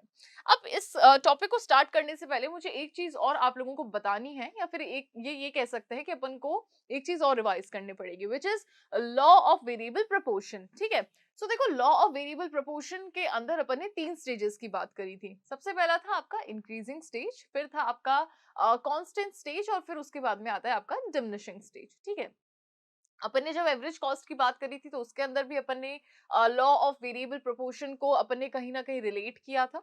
सो मार्जिनल कॉस्ट के अंदर भी सेम वही होता है। अब देखो, एवरेज कॉस्ट का जो कर्व होता है वो यू शेप होता है, सेम एग्जैक्टली मार्जिनल कॉस्ट का कर्व भी यू शेप होता है। अब जैसे हमने उसके अंदर बात करी थी कि हमारा जो लॉ ऑफ वेरिएबल प्रोपोर्शन मतलब उससे रिलेट करता है कि भाई जब आपका एवरेज कॉस्ट नीचे की तरफ जा रहा है, इसका मतलब क्या है कि आपको इंक्रीजिंग रिटर्न्स मिल रहे हैं। फिर आपका एवरेज कॉस्ट जब ऊपर की तरफ जा रहा है, यानी कि आपको अब डिमिनिशिंग रिटर्न्स मिल रहे हैं। इसका मतलब क्या है कि जब आपकी कॉस्ट कम आ रही है तब आपको रिटर्न्स ज्यादा मिल रहे हैं, ठीक है। और दूसरी तरफ जब आपकी कॉस्ट ज्यादा हो रही है तो आपको रिटर्न्स कम मिल रहे हैं। तो मार्जिनल के अंदर भी सेम यही आपका जो वर्क करता है, ठीक है, लॉ ऑफ वेरिएबल प्रोपोर्शन इसी तरीके से यहाँ पे वर्क करता है। अब एक चीज जो मार्जिनल कॉस्ट के अंदर जानने वाली है वो ये है कि मार्जिनल कॉस्ट जो है वो आपका कांस्टेंट नहीं होता है, ठीक है। देखो हमको ये पता है कि प्रोडक्शन के अंदर अपन फिक्स्ड फैक्टर और वेरिएबल फैक्टर को कंसिडर करते हैं। फिक्स्ड फैक्टर को हम चेंज कर नहीं सकते हैं, हमें अगर आउटपुट को बढ़ाना है तो हमें वेरिएबल फैक्टर्स को चेंज करना पड़ेगा। और मार्जिनल अपने आप में एक तरीके का चेंज शो करता है, राइट, कि अगर आपको आउटपुट बढ़ाना है तो आप इनपुट और बढ़ा दो, ठीक है, और इससे आपका आउटपुट बढ़ जाएगा। तो मार्जिनल तो यही है। तो मार्जिनल चेंजेस जो है वो हम फिक्स्ड में तो कर ही नहीं सकते शॉर्ट रन के अंदर, वो हम किसके अंदर करेंगे, वेरिएबल के अंदर करेंगे। तो जो भी आपका मार्जिनल के आपका जो फिगर होता है ना मार्जिनल कॉस्ट कर्व का, जैसे सपोज करें ये आपका मार्जिनल कॉस्ट कर्व का फिगर है, ठीक है। सो ये यहाँ से यहाँ तक ये वाला जो एरिया होता है ये टोटल आपका क्या कहलाता है, टोटल वेरिएबल कॉस्ट कहलाता है, क्योंकि आपके चेंजेस इसी के अंदर देखने को मिलते हैं। वेरिएबल के अंदर ही आप चेंज कर सकते हो, फिक्स्ड के अंदर तो चेंज कर नहीं सकते हो, ठीक है। सो कुल मिलाकर के ये आपका ओवरव्यू होगा, ठीक है, आज के इस वीडियो का। अब इसको अपन थोड़ा सा समझते हैं। ओके, सो यहाँ पे marginal cost and the shape of MC curve. Marginal cost is the change in total cost. जो आपकी टोटल कॉस्ट होती है उसके अंदर चेंज शो करता है, कैसे, एडिशनल यूनिट ऑफ आउटपुट से, ठीक है। When an additional unit of output is produce, जब एक और additional unit of output produce की जाती है तो उससे आपके टोटल कॉस्ट पे क्या इफेक्ट पड़ता है, ठीक है। ये हम मार्जिनल से समझते हैं। इसका फॉर्मूला क्या होता है, marginal cost of n number of commodity is equals to total cost of n minus total cost of n minus 1। या फिर अपन इसको ऐसे लिख सकते हैं, marginal cost is equals to change in TC upon change in Q।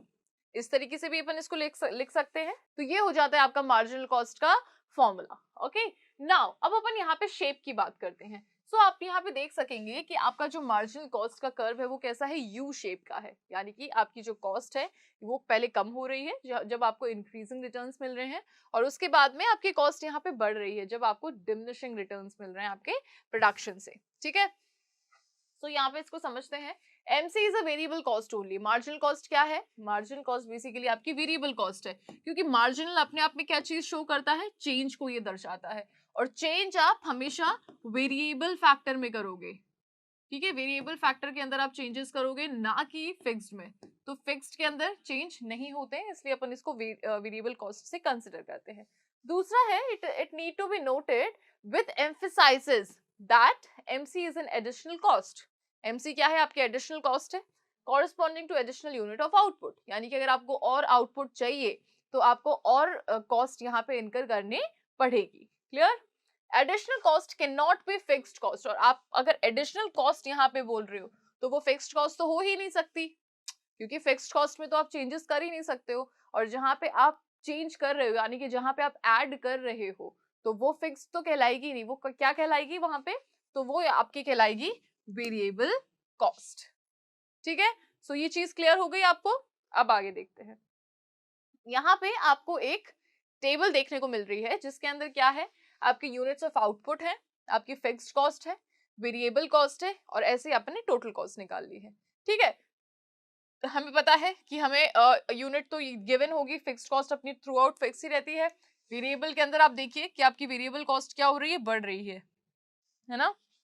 जैसे जैसे आपका आउटपुट बढ़ रहा है आपकी वेरिएबल कॉस्ट बढ़ रही है। टोटल कॉस्ट की अगर अपन बात करें तो टोटल इन दोनों को जब हम प्लस कर देते हैं तो हमारे पास में टोटल कॉस्ट निकल के आ जाती है, ठीक है। टोटल कॉस्ट का क्या रहता है, 10 20 बढ़ रहा है, 28 बढ़ रहा है, 34 38 42, ठीक है। 42 के बाद में क्या हो गया, 48 56 एंड देन 42। तो मतलब हमें पता है कि टोटल कॉस्ट कर्व भी हमारा कुछ इसी तरीके का होता है, ये अपन ने देखा था, ठीक है। अब मार्जिनल की हम बात करते हैं। सो मार्जिनल कॉस्ट कैसे निकालते हैं हम, 20 minus 10 is 10, 28 minus 20 is 8, 34 minus 28 is 6, 38 minus 34 is 4। इस तरीके से हम हमारा मार्जिनल कॉस्ट निकालते हैं, ठीक है। अब यहाँ पे आप जरा अपने मार्जिनल कॉस्ट का नेचर देखिए। 10, 8, 6, यानी कि यहाँ पे क्या हो रहा है, कम हो रहा है, 10 से 8 एंड देन 6, यहाँ पे कांस्टेंट रह गया, ये देखिए इधर इसको कांस्टेंट रख लेते हैं और फिर ये बढ़ने लग गया। ठीक है, तो इस तरीके का आपका जो बनता है कर्व, वो कुछ इस तरीके का आपका बनता है। क्लियर? ये देखिए ये आपका हो जाता है मार्जिनल कॉस्ट कर्व। ऑलराइट, सो मार्जिनल कॉस्ट के अंदर बस यही कुछ आपकी चुनिंदा बातें हैं जो आपको ध्यान रख।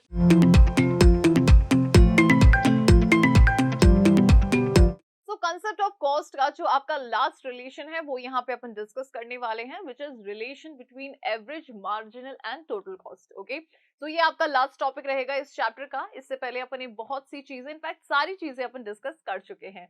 अब यहाँ पे देखो अपन किस बारे में बात करने वाले हैं, दैट इज सबसे पहले अपन यहाँ पे बात करेंगे average, marginal and total cost की। ठीक है, यहाँ पे आपको एक ग्राफ दिख रहा होगा, एमसी हमारा किस तरीके से है, ठीक है, एसी अपना किस तरीके से है।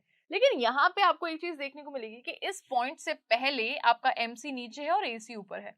इस पॉइंट के बाद में आपका जो मार्जिनल कॉस्ट है वो ऊपर है और आपकी एवरेज कॉस्ट नीचे है। ये क्या है, इसको अपन अब थोड़ा सा समझते हैं। ठीक है, तो यहाँ पे दो चीजों के बारे में अपन बात करने वाले हैं। पहली क्या होगी, relation between average cost and marginal cost, AC MC के बीच में अपन जो रिलेशन है उसको डिस्कस करेंगे। उसके बाद में टोटल कॉस्ट और मार्जिनल कॉस्ट के बीच में क्या रिलेशन है, इसको अपन यहाँ पे डिस्कस करेंगे। क्लियर? ओके, तो सबसे पहले यहाँ पे आप लोगों को एक टेबल देखनी होगी। यूनिट्स हैं अपने पास में, टोटल कॉस्ट है, एवरेज कॉस्ट है और मार्जिन कॉस्ट है, तीनों ही चीजें अपने पास में गिवन है। अब यहाँ पे आप देखिएगा कि आपकी जो टोटल कॉस्ट है वो क्या हो रही है, वो धीरे धीरे बढ़ रही है। ठीक है, इंक्रीजिंग। फिर यहाँ पे आपकी जो एवरेज कॉस्ट है उसके अंदर देखिएगा, एवरेज कॉस्ट आपकी क्या हो रही है, 20 से 14, है ना, 14 से 11, 9.5, 8.5, 8, मतलब यहाँ पे आपका सिमिलर है, यहाँ से बढ़ने लगे, यानी कि यू शेप। ठीक है, फिर आप मार्जिनल कॉस्ट की जब आप बात करेंगे तो उसके अंदर भी सेम यही चीज है, लेकिन यहाँ पे आप देखिएगा कि जो आपका कॉमन चीजें हैं, मतलब जो आप यहाँ पे जो सैचुरेशन पॉइंट है वो इसका नीचे आता है और उसका सैचुरेशन पॉइंट ऊपर आता है। ठीक है, तो इस चीज को आप थोड़ा सा यहाँ पे देखिएगा और उसके बाद में अपन जब ग्राफ देखेंगे, इसका फिगर देखेंगे, तब आप इसको ज्यादा अच्छे से समझ पाएंगे। नाउ अब यहाँ पे आप देखिए कि जो आपका एवीसी है और आपका जो एमसी है, यानी कि एवरेज वेरिएबल कॉस्ट जो है आपका, और जो आपकी मार्जिनल कॉस्ट है, इसके बीच का रिलेशनशिप रहता है कि आपकी जब, इसका मतलब क्या है कि आपकी एवरेज कॉस्ट जब यहाँ पे नीचे मतलब कम हो रही है, ठीक है, MC is lower than AC. ठीक है, यहाँ पे क्या है, आपकी जो एमसी है वो एसी से लोअर है। ठीक है, उसके बाद में क्या हो रहा है, जैसे जैसे आपका एवरेज कॉस्ट राइज हो रही है, आपका जो एमसी है वो एसी से ग्रेटर है। यही चीज अपन को देखने को मिल रही है कि भाई जब आपका एसी नीचे गिर रहा है तो एमसी आपकी नीचे है एक पॉइंट के बाद में, जब आपका एवीसी ऊपर बढ़ रहा है तो एमसी उससे ग्रेटर है। MC cuts AC at its lower point, आपका जो मार्जिनल कॉस्ट है वो AC को उसके लोअर पॉइंट से कट कर रहा है। यहाँ पे देखिए मार्जिनल कॉस्ट जो है ना, वो AC को उसके लोअर पॉइंट से कट कर रहा है। यहाँ पे आप टेबल में देख सकते हैं कि MC जो है वो किस पॉइंट पे AC को कट कर रहा है, सबसे लोएस्ट पॉइंट पे। ठीक है, और इसका लोएस्ट पॉइंट कौन सा है, ये वाला। क्लियर? ओके, अब यहाँ पे अपन टोटल कॉस्ट और मार्जिनल कॉस्ट के रिलेशन की अपन बात करते हैं। So marginal cost is estimated as the difference between total cost. Marginal cost क्या है, टोटल कॉस्ट के बीच का डिफरेंस है।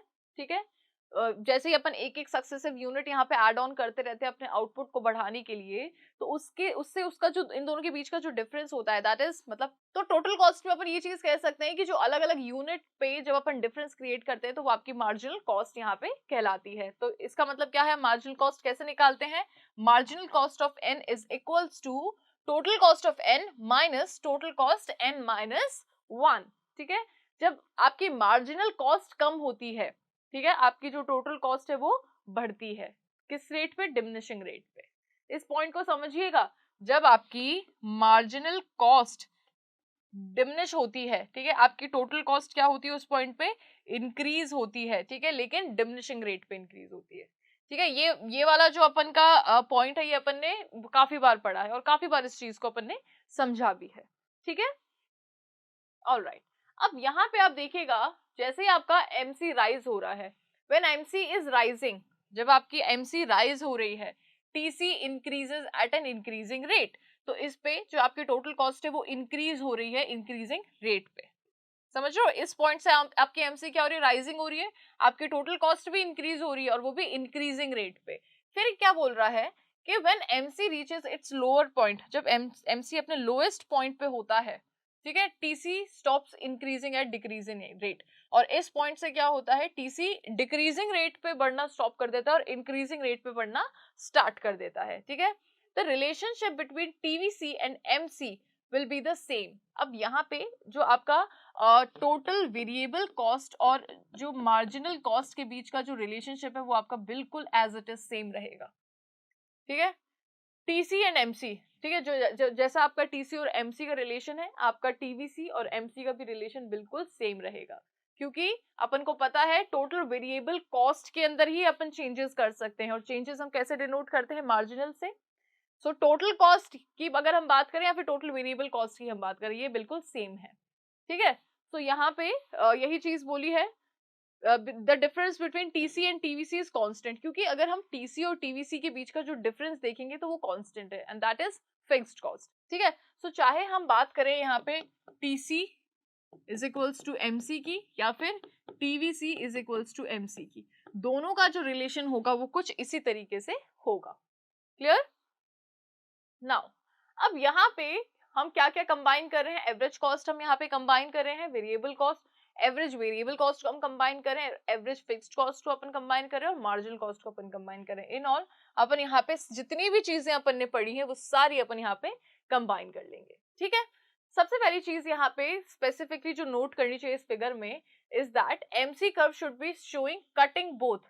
आपका एमसी कर्व जो है वो एसी को भी कट कर रहा है और आपके एबीसी को भी कट करते हुए जा रहा है, ठीक है। मार्जिनल कॉस्ट आपका जो है वो एवरेज वेरिएबल कॉस्ट को भी कट कर रहा है और एवरेज कॉस्ट को भी कट कर रहा है।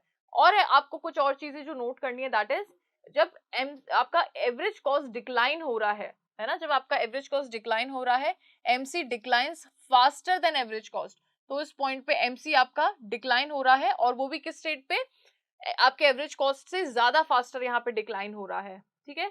when AC is increasing और आपका जब AC इंक्रीज हो रहा है, MC increases at faster rate, तो उस पॉइंट पे आपका MC फास्टर रेट से इंक्रीज कर रहा है। when AC declines, जब आपका एवरेज कॉस्ट डिक्लाइन हो रहा है, ठीक है, एवरेज कॉस्ट जब आपकी डिक्लाइन हो रही है, MC declines faster than AC, तो उस पॉइंट पे आपकी जो MC है वो आपके एवरेज कॉस्ट से भी ज्यादा डिक्लाइन कर रही है, ठीक है।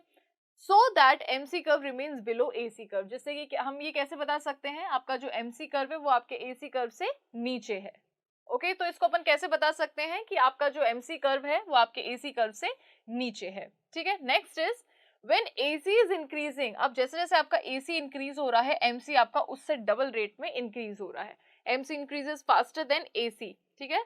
So that MC curve is above the AC curve, अब यहाँ पे आपका एमसी अबव है और एसी आपका नीचे है, इधर आपका एमसी नीचे और एसी आपका ऊपर है, ठीक है। तो ये आपका रिलेशन है।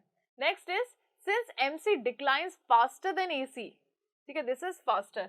अब यहाँ पे एमसी जो है वो एसी से ज्यादा तेजी से डिक्लाइन हो रहा है, it reaches its lower point earlier than AC, तो यहाँ पे ये एसी से पहले अपने लोअर पॉइंट पे पहुंच जाता है, कौन, marginal cost. So that MC starts rising even when AC is falling, और जैसे ही अपने लोअर पॉइंट पे पहुंच जाते हैं तो वहां से ये राइज करना भी स्टार्ट कर देता है।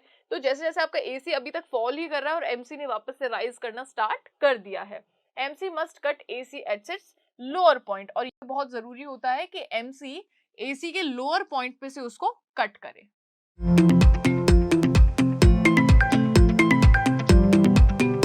कॉन्सेप्ट ऑफ कॉस्ट वाला जो हमारा चैप्टर है इसको अपन ने पूरी अच्छी तरीके से कंप्लीट कर लिया है, ठीक है।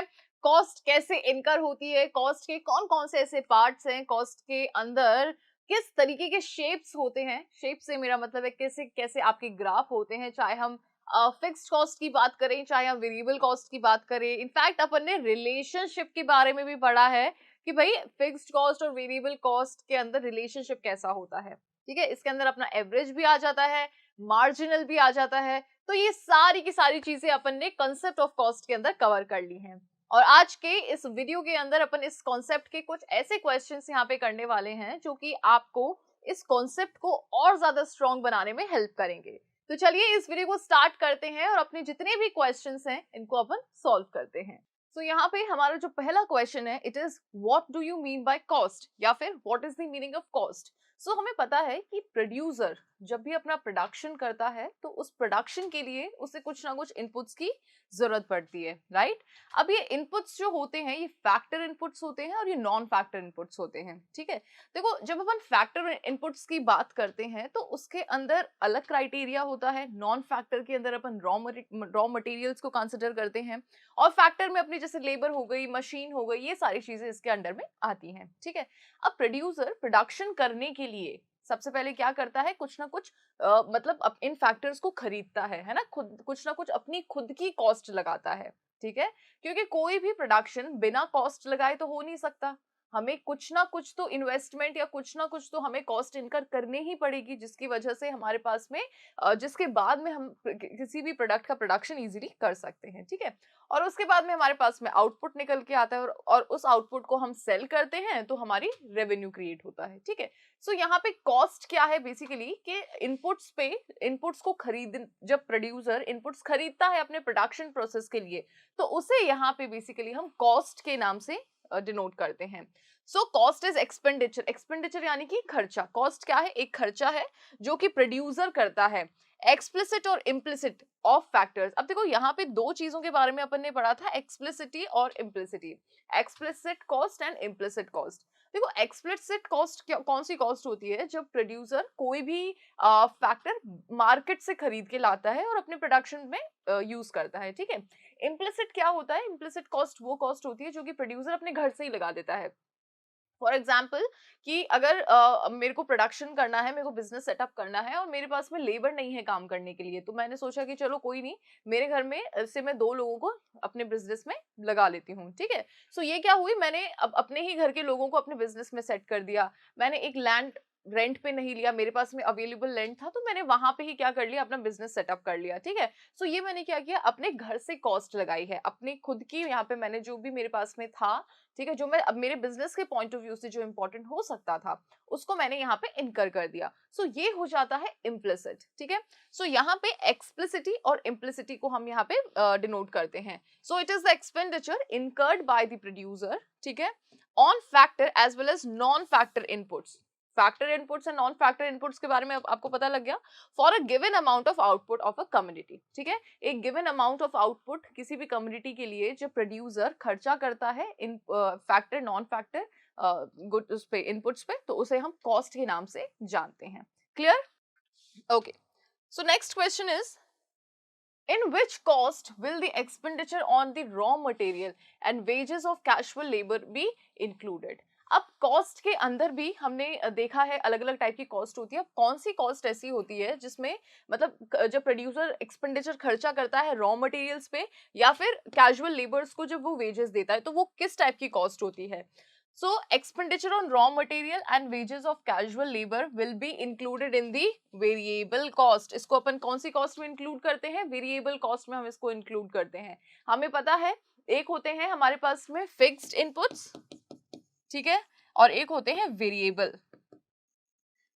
सो शॉर्ट रन की अगर हम बात करें तो फिक्स्ड में हम चेंजेस नहीं कर सकते हैं, लेकिन वेरिएबल फैक्टर्स के अंदर अपन चेंजेस कर सकते हैं।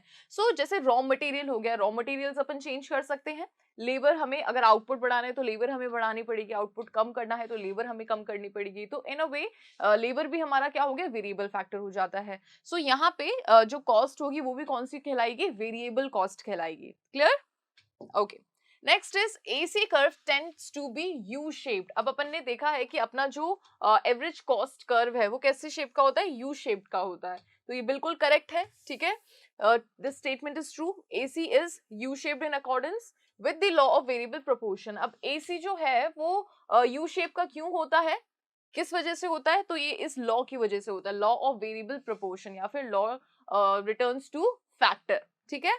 It tends to fall owing to increasing returns to a factor। अब ये गिरता क्यों है, क्योंकि हमें जो क्या मिल रहा है यहाँ पे, इंक्रीजिंग रिटर्न मिल रहा है फैक्टर पे। इसी वजह से हमारी जो एवरेज कॉस्ट है वो गिरती हुई होती है, ठीक है। It tends to fall owing to increasing return to a factor. हमें किसी भी फैक्टर से इंक्रीजिंग रिटर्न मिल रहे हैं, जब रिटर्न ही हमें इंक्रीजिंग मिल रहे हैं तो दिखती सी बात है जो उस पे पर कॉस्ट जो आ रही होगी वो हमारी फॉल डाउन हो रही होगी, ठीक है। It tends to stabilize owing to constant return. फिर धीरे धीरे क्या होता है, इंक्रीजिंग रिटर्न से हम कांस्टेंट रिटर्न पे आ जाते हैं और वहां पे जो हमारा एवरेज कॉस्ट है वो कैसा हो जाता है, अपवर्ड हो जाता है, ठीक है, to a factor and it tends to rise owing to diminishing returns to a factor, ठीक है। तो जब यहाँ पे एसी कर्व जो है आपका, एक तो होता है जब ये डाउनवर्ड होता है और फिर ये अपवर्ड होता है। तो डाउनवर्ड क्यों होता है, क्योंकि हमें हमारे फैक्टर से इंक्रीजिंग रिटर्न्स मिल रहे हैं। तो जब हमें इंक्रीजिंग रिटर्न मिल रहे हैं तो इसका मतलब क्या है, एवरेज कॉस्ट हमारी कम है और हमें रिटर्न्स ज्यादा मिल रहे हैं। यहाँ पे क्या हो जा रहा है कि हमारी जो हमको जो रिटर्न्स मिल रहे हैं वो कम मिल रहे हैं और यहाँ पे जो एवरेज कॉस्ट है वो हमारी ज्यादा है, ठीक है। और इसी रीजन की वजह से हमारा जो एवरेज कॉस्ट कर्व होता है वो किस शेप का होता है, यू शेप का होता है, ठीक है। एक बार इसको वापस से देखें, किस लॉ की वजह से होता है, वेरिएबल प्रोपोर्शन लॉ की वजह से होता है ना। इस लॉ की वजह से ये क्या होता है, फॉल डाउन होता है एवरेज कॉस्ट, ठीक है। किसमें, इंक्रीजिंग रिटर्न्स के केस में। It tends to stabilize owing to constant return. अब खुद को ये स्टेबल कर लेता है कांस्टेंट रिटर्न्स के अंदर, ठीक है, to a factor and tends to rise. और फिर ये बढ़ने लगता है किसकी वजह से, diminishing returns to a factor की वजह से, ठीक है। अपन ने तीन चीजें पढ़ी थी, इंक्रीजिंग रिटर्न, फिर अपन ने पढ़ा था कांस्टेंट रिटर्न और फिर अपन ने पढ़ा था डिमिनिशिंग रिटर्न, ठीक है। सो इन तीनों रिटर्न्स की वजह से, इस पूरे लॉ की वजह से हमें ये पता है कि हमारा जो एवरेज कॉस्ट कर्व होता है वो उसका शेप कैसा होता है, यू शेप होता है। Clear, okay. Now, next is MC is greater than AC when production is in state of diminishing return। जब आपका प्रोडक्शन diminishing returns की स्टेट में होता है, यानी कि जब आपको प्रोडक्शन के दौरान जो रिटर्न्स मिल रहे हैं वो diminishing रेट के मिल रहे हैं, तो उस पॉइंट पे आपकी जो मार्जिनल कॉस्ट होती है ना, आपकी जो एडिशनल कॉस्ट होती है, मार्जिनल कॉस्ट जो होती है वो आपकी ज्यादा होती है किससे, एवरेज कॉस्ट से। तो ये बिल्कुल करेक्ट है। When the production is in a state of diminishing return, MC will be rising। हमारा जो मार्जिनल कॉस्ट है वो बढ़ता हुआ होता है in accordance with the following in MP, ठीक है। और हमारा जो मार्जिनल प्रोडक्ट होता है वो गिरता हुआ होता है, यानी कि यहाँ पे क्या हो रहा है कि हमारी कॉस्ट ज्यादा आ रही है हमारे प्रोडक्ट से, ठीक है। और इस पॉइंट पे जो आपकी एवरेज कॉस्ट है, ठीक है, now here average cost is rising with the rising MC but less than MC और एमसी स्मॉलर देन एसी। अपन इसको ऐसे भी लिख सकते हैं। फिर क्या कह रहा है ये, AC is rising with rising MC। अब यहाँ पे AC भी बढ़ रहा है, किसके बढ़ते हुए, MC के बढ़ते हुए, ठीक है, बट लेस देन MC। लेकिन यहाँ पे AC जो है वो MC से कम बढ़ रहा है, ठीक है। और या फिर अपन ऐसा कह सकते हैं MC is greater than AC, ठीक है। सो ये अपन ने ये जब अपन डायग्राम देखे थे उस पॉइंट पे AC MC वाला, तो अपन ने इस चीज को अच्छे से देखा था, ठीक है। So next is AC is greater than MC so long as AC is falling। अब हमने यहाँ पे देखा था हमारा एवरेज कर्व होता है और ये हमारा so यहाँ पे इसको अपन मेंशन कर देते हैं, ये अपना मार्जिनल कॉस्ट होती है, ये अपना एवरेज कॉस्ट होती है, ठीक है, ये अपना पॉइंट ऑफ इक्विलिब्रियम होता है। अब ये कह रहा है AC is greater than MC इस पॉइंट पे, ठीक है, यहाँ पे AC ग्रेटर है MC से, so long as AC is falling. और यहाँ पे क्या हो रहा है, फिर क्या हो रहा है, इस पॉइंट के बाद में AC आपका फॉल हो रहा है। So this is true, AC is greater than MC।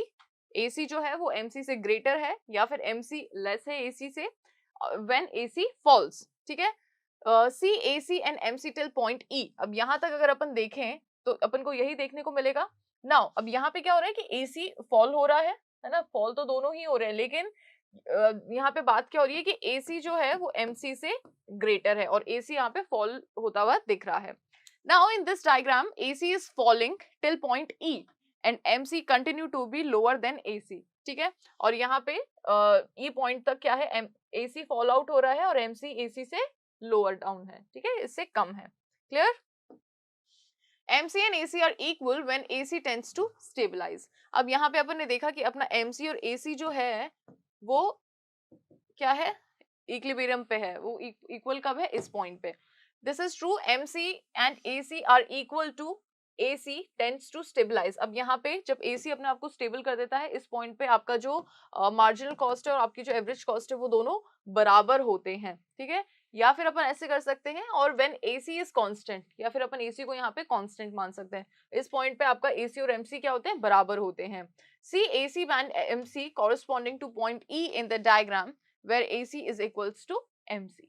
ठीक है, सो यहाँ पे आपका ये हो जाता है आपका AC and this is your MC। ठीक है, सो बेसिक सी चीजें अगर आपने डायग्राम समझे हैं तो डायग्राम के बेसिस पे ही आपको आंसर करने हैं questions. Now the distance between AC and AVC curve tends to increase at higher level of output. ठीक है, यहाँ पे क्या बोल रहा है, average cost and average variable cost, इन दोनों के बीच का जो डिस्टेंस है ना, इन दोनों के बीच का जो डिफरेंट डिस्टेंस है, इट टेंड्स टू इंक्रीज, वो बढ़ता है at higher level of output पे। तो क्या ये स्टेटमेंट आपका करेक्ट है? So no, the distance between AC and AVC curves tends to reduce, जो डिस्टेंस है इन दोनों के बीच का वो रिड्यूस होता है, बढ़ता नहीं है। एज आउटपुट इंक्रीजेस, जैसे जैसे आपका आउटपुट बढ़ता है वैसे वैसे आपके एवरेज कॉस्ट और आपके एवरेज वेरिएबल कॉस्ट के बीच का जो डिस्टेंस है वो कम होता है। This is because as output increases, ये ऐसा क्यों है, क्योंकि जैसे जैसे आपका आउटपुट बढ़ेगा the component of AVC in AC tends to increase. So आपके एवरेज कॉस्ट के अंदर जो ये वाला जो कंपोनेंट है ना, एवरेज वेरिएबल कॉस्ट, ये धीरे धीरे क्या होगा, ये बढ़ेगा। while the component of fixed cost, average fixed cost, और वहीं इसका जो दूसरा कंपोनेंट होता है ये क्या होगा, ये डिक्रीज होगा। ठीक है, सो यहाँ पे आप समझ पा रहे होंगे, देखो एवरेज कॉस्ट के दो पार्ट्स होते हैं, average fixed cost and average variable cost. तो जैसे जैसे आउटपुट बढ़ेगा तो क्या होगा, आपका AVC जो है ना, AVC जो तो आपका बढ़ेगा, और AFC यानी कि जो फिक्स्ड कॉस्ट है आपकी एवरेज फिक्स्ड कॉस्ट, वो क्या होगी, वो डिक्रीज होगी। ओके, सो यहाँ पे इसका जो फिगर बनता है कुछ इस तरीके का बनता है, आपको आपके क्वेश्चंस में इस तरीके का आपको फिगर गिवन होता है। ये आपका होता है AC और ये होता है आपका AVC। क्लियर, आगे बढ़ते हैं। Alright, now average total cost and average variable cost tends to intersect at some level of output. So total cost और जो आपकी वेरिएबल कॉस्ट होती है, क्या एक दूसरे को इंटरसेक्ट करती है किसी भी लेवल ऑफ आउटपुट पे? सो फॉल्स, क्योंकि टोटल कॉस्ट क्या है, it is the sum of, total cost हम कैसे निकालते हैं, चलो चाहे एवरेज की बात करूं चाहे नॉर्मली टोटल कॉस्ट की बात करूं, हम कैसे निकालते हैं, fixed cost plus variable cost.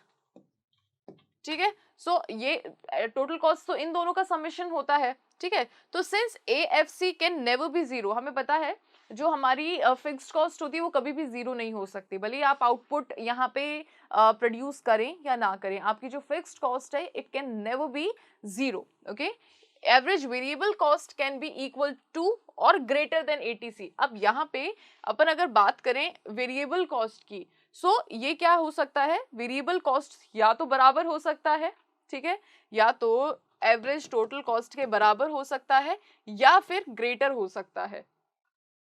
ठीक है,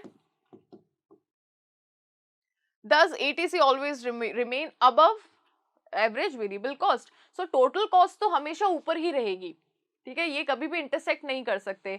आपको अपन को ये पता है कि टोटल कॉस्ट के अंदर फिक्स्ड भी इंक्लूडेड है और वेरिएबल भी इंक्लूडेड है। ठीक है, भले ही आप प्रोडक्शन करें नहीं करें, आपका फिक्स्ड कॉस्ट तो रिमेन करेगी ही करेगी। ठीक है, आपको मिलेगी ही फिक्स्ड कॉस्ट, लेकिन फिर भी आपका अगर अपन बात करें सिर्फ वेरिएबल कॉस्ट की, तो हो सकता है कि आप बराबर हो जाएं, ठीक है, लेकिन या फिर आपका टोटल कॉस्ट ज्यादा हो जाए। ओके, सो वेरिएबल कॉस्ट से बराबर हो सकती है या फिर ज्यादा हो सकती है, लेकिन टोटल कॉस्ट कभी भी वेरिएबल कॉस्ट से कम नहीं हो सकती है। Alright, now area under MC curve is equals to TVC। अब मार्जिनल कॉस्ट का जो एरिया होता है, ठीक है, जो मार्जिनल कॉस्ट का जो भी एरिया होता है वो किसके बराबर होता है, टोटल वेरिएबल कॉस्ट के बराबर होता है। ओके, सो ये बिल्कुल ट्रू है। जैसे ये आपका क्या बनता है, ये आपका फिगर है, suppose this is your MC, we are talking about this shaded area। ठीक है, so total variable cost is the area covered under marginal cost। total variable cost किसके अंडर में आता है, marginal cost के अंडर में आता है। ठीक है, corresponding to given level of output। तो यहाँ से हमें ये पता लगता है कि हम इतना आउटपुट जो है वो यहाँ पे प्रोड्यूस कर रहे हैं। Okay, so in this figure OLKM is the total variable cost। ठीक है, ये क्या है, ये आपकी टोटल वेरिएबल कॉस्ट है इस आउटपुट की, इस आउटपुट की, OL आउटपुट की, ये आपकी टोटल वेरिएबल कॉस्ट है।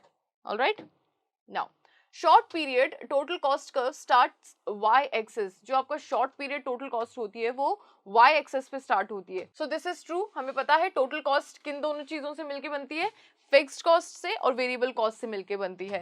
And fixed cost remain constant, और जो आपकी फिक्स्ड कॉस्ट है वो कांस्टेंट रहती है जब आपका आउटपुट लेवल जीरो ही क्यों ना हो। जीरो जब आपका आउटपुट लेवल होगा तो वहां पे वेरिएबल कॉस्ट जो होगी आपकी वो जीरो होगी, लेकिन जो भी फिक्स्ड कॉस्ट होगी, ठीक है, जैसे सपोज करो टोटल फिक्स्ड कॉस्ट आपकी 10 है, तो यही आपकी क्या हो जाएगी, टोटल कॉस्ट हो जाएगी, भले ही यहाँ पे टोटल वेरिएबल कॉस्ट जीरो ही क्यों ना हो। Okay, accordingly TC curve starts from the Y axis, इसीलिए हमारा जो टोटल कॉस्ट कर्व होता है वो कहाँ से स्टार्ट होता है, वाई एक्सिस से स्टार्ट होता है। ठीक है, हमारा टोटल कॉस्ट कर्व हमेशा वाई एक्सिस से स्टार्ट होता है, ये अपना फिक्स्ड रहता है, और इस पॉइंट से जो भी पॉइंट है अपना, यहाँ से अपना क्या स्टार्ट होता है, जो अपना वेरिएबल कॉस्ट है वो अपने यहाँ से स्टार्ट होती है। ठीक है, and we are talking about in the short period. Alright, next is should the difference between average total cost and average variable cost be constant? जो हमारा डिफरेंस होता है एवरेज टोटल कॉस्ट और एवरेज वेरिएबल कॉस्ट के बीच का जो difference होता है, क्या ये कांस्टेंट रहना चाहिए? क्योंकि हमारा जो TFC है वो कांस्टेंट है, तो ये स्टेटमेंट गलत है। TFC इज कांस्टेंट, हमें ये पता है, ये ठीक है कि आपका जो टोटल फिक्स्ड कॉस्ट है वो कांस्टेंट रहती है, देयरफॉर AFC जो एवरेज फिक्स्ड कॉस्ट है, difference between ATC and AVC must decline. ठीक है, आपका जो AFC है वो डिक्लाइन होना चाहिए विद इंक्रीज इन आउटपुट। हम जैसे जैसे आउटपुट बढ़ाएंगे आपकी फिक्स्ड कॉस्ट जो है वो डिक्लाइन होती रहनी चाहिए। ठीक है, जैसे जैसे हमारा आउटपुट बढ़ेगा। At no point AVC and ATC will touch each other। अच्छा, ये भी एक इम्पॉर्टेंट चीज है कि आपका वेरिएबल कॉस्ट और आपकी टोटल कॉस्ट एक दूसरे को किसी भी पॉइंट पे टच नहीं करेगी। ठीक है, टोटल कॉस्ट हमेशा ऊपर रहेगी, ठीक है, वेरिएबल कॉस्ट से। AFC इज ऑलवेज पॉजिटिव, और हमारा जो दूसरा जो है फिक्स्ड कॉस्ट जो है वो हमेशा अपनी कैसी रहती है, पॉजिटिव रहती है। Clear? Okay, next is average cost does not fall unless marginal cost falls. जो अपनी एवरेज कॉस्ट है वो नहीं गिरती है जब तक मार्जिनल कॉस्ट नहीं गिरती है। तो ये भी गलत है statement. Average cost can fall, जो आपकी एवरेज कॉस्ट है वो कम हो सकती है, जब आपकी मार्जिनल कॉस्ट बढ़ रही है उस पॉइंट पे भी आपकी एवरेज कॉस्ट कम हो सकती है। ठीक है, see AC and MC corresponding. Okay, so यहाँ पे ये बोल रहा है कि आपकी जो एवरेज कॉस्ट है वो कम नहीं हो सकती जब तक आपकी मार्जिनल कॉस्ट कम ना हो। तो ऐसा नहीं है, भले ही आपकी मार्जिनल कॉस्ट बढ़ रही हो उस पॉइंट पे भी आपकी एवरेज कॉस्ट कम हो सकती है। ठीक है, सो इसका जो डायग्राम होगा वो कुछ इस तरीके से होगा। ये आपका AC है, ये आपका MC है। ठीक है, this is your L, this is your Q, and this is your cost, and this is output. Okay, now see AC and MC corresponding to output LQ। अब यहाँ पे LQ पॉइंट पे आप AC और MC को देखो, question में बोल रहा है average cost does not fall unless marginal cost also falls. तो एवरेज कॉस्ट जब तक कम नहीं होती जब तक आपकी मार्जिनल कॉस्ट कम नहीं होती है, तो ऐसा बिल्कुल नहीं है। ये आप इस डायग्राम में देख सकते हैं, यहाँ पे आपकी जो मार्जिनल कॉस्ट है वो बढ़ रही है, ठीक है, इस पॉइंट के बाद में, और जो आपका एवरेज कॉस्ट है वो कम है। ठीक है, so average cost can fall even when marginal cost is rising. Done? Okay, now average cost, average total cost and average variable cost are apart from each other। आपका जो average total cost होती है ATC and average variable cost जो होती है वो दोनों आपस में कैसी होती है, बहुत अलग होती है। ठीक है, are apart from each other by constant factor, constant fact। so ये तो बिल्कुल false है। इन दोनों के बीच का जो डिफरेंस होता है ना, वो कैसा रहता है, इन दोनों के बीच का डिफरेंस क्या होता है, फिक्स्ड कॉस्ट। भाई टोटल कॉस्ट में से अगर हम वेरिएबल कॉस्ट माइनस कर दें तो हमारे पास में क्या आ जाएगा, फिक्स्ड कॉस्ट आ जाएगी, है ना। और एवरेज फिक्स्ड कॉस्ट कभी भी कांस्टेंट नहीं हो सकती है। Since average fixed cost tends to decline, आपकी जैसे जैसे आपका आउटपुट बढ़ता है वैसे वैसे फिक्स्ड कॉस्ट आपकी कम होती जाती है। ठीक है, so average fixed cost tends to decline with increase in output. The difference between ATC and AVC must reduce as your output increases. तो यहाँ पे हम ये चीज कह सकते हैं कि जैसे जैसे इनका जो डिफरेंस है ना, वो डिक्रीज होगा, यानी कि आपका फिक्स्ड कॉस्ट डिक्रीज होगा जैसे जैसे आपका आउटपुट बढ़ेगा, ठीक है। तो आपको ये ध्यान रखना है कि एवरेज टोटल कॉस्ट और एवरेज वेरिएबल कॉस्ट का डिफरेंस तो हमें पता है फिक्स्ड कॉस्ट होती है, और फिक्स्ड कॉस्ट जो होती है वो क्या होता है, इसके अंदर कैसा चेंज देखने को मिलता है कि जैसे जैसे आपका आउटपुट बढ़ता है वैसे वैसे आपकी फिक्स्ड कॉस्ट कम होती रहती है, ठीक है। तो हम ये चीज कह सकते हैं कि आपकी फिक्स्ड कॉस्ट कभी भी कांस्टेंट नहीं रहती है। Done, okay. Now, following increases in output, the reducing difference between average total cost and average variable cost ultimately becomes zero. So ये बोल रहा है कि आपका आउटपुट जैसे जैसे बढ़ता है ना, तो आपका टोटल कॉस्ट और वेरिएबल कॉस्ट का जो डिफरेंस है वो जीरो होता रहता है। तो फिक्स्ड कॉस्ट क्या आपकी जीरो होती है? नहीं। ये हम गलत है स्टेटमेंट। जो अपने एवरेज कॉस्ट और वेरिएबल कॉस्ट के बीच का जो डिफरेंस होता है वो कभी भी जीरो नहीं हो सकता, ठीक है। लेकिन वो फिक्स्ड कॉस्ट के बराबर जरूर हो सकता है, okay, which must remain positive, जो कि हमेशा पॉजिटिव तो रहता ही है। अपन ऐसा कभी नहीं कह सकते कि भाई फिक्स्ड कॉस्ट हमारी नेगेटिव हो गई या फिर बिल्कुल जीरो हो गई, नहीं, कुछ ना कुछ फिक्स्ड कॉस्ट तो हमारी आएगी ही जब हमारा out even when it is falling, okay. Now, following is a cut in the level of output. The difference between average total cost and average variable cost decreases. तो जैसे हमारे आउटपुट में कम मतलब हम आउटपुट हमारा कट हो जाता है तो इन दोनों के बीच का जो डिफरेंस होता है वो डिक्रीज होने लगता है। तो दिस इज फॉल्स। सो इन दोनों के बीच का जो डिफरेंस होता है, the difference between average total cost and variable cost is equals to AFC, ठीक है, वो फिक्स्ड कॉस्ट के बराबर होता है। So it must decrease. तो ये फिक्स्ड कॉस्ट जो होती है ये कम होती रहती है जैसे जैसे हमारा आउटपुट बढ़ता है। ऐसा क्यों होता है? Because AFC is equals to implying that the difference between ATC and AVC must rise, ठीक है। सो यहाँ पे ये बोल रहा है कि इन दोनों के बीच का जो डिफरेंस है, ATC और AVC के बीच का जो डिफरेंस है वो बढ़ना चाहिए following a cut in the level of output, ठीक है। So next is, why is total fixed cost curve parallel to x axis? अपन ने हमेशा देखा है कि अपना जो फिक्स्ड कॉस्ट कर्व होता है वो इस तरीके से होता है, ठीक है। टोटल फिक्स्ड कॉस्ट ये एक्स एक्सिस के पैरेलल होता है, ये अपन ने देखा है। ये क्यों ऐसा रहता है? क्योंकि हमारी फिक्स्ड कॉस्ट जो रहती है वो हमेशा कांस्टेंट रहती है हर लेवल ऑफ आउटपुट पे, चाहे किसी भी लेवल ऑफ आउटपुट पे हमारा जो फिक्स्ड कॉस्ट रहती है वो कांस्टेंट रहती है। इसी वजह से हमारा जो ये होता है फिक्स्ड कॉस्ट होती है वो एक्स एक्सिस के पैरेलल होती है, ठीक है। It remains constant at all level of output. Total fixed cost curve is parallel to x axis, okay. Now, why are total cost curve and variable cost curve parallel to each other? अब यहाँ पे ये बोल रहा है कि आपका जो टोटल कॉस्ट कर्व होता है और आपका जो वेरिएबल कॉस्ट कर्व होता है ये एक दूसरे से पैरेलल क्यों होता है? ये दोनों एक दूसरे से पैरेलल इसलिए होता है बिकॉज इन दोनों के बीच का जो डिफरेंस होता है वो क्या होता है, किसके बराबर होता है? फिक्स्ड कॉस्ट के बराबर होता है, विच is constant at all level of output, जो कि कांस्टेंट रहता है हर लेवल ऑफ आउटपुट पे। इसीलिए जो आपका टोटल कॉस्ट कर्व और जो वेरिएबल कॉस्ट कर्व होते हैं वो आपस में पैरेलल होते हैं, ठीक है। Next is, does average cost fall as output rises? आपकी जो एवरेज कॉस्ट है क्या वो गिरती है जैसे जैसे आपका आउटपुट बढ़ता है?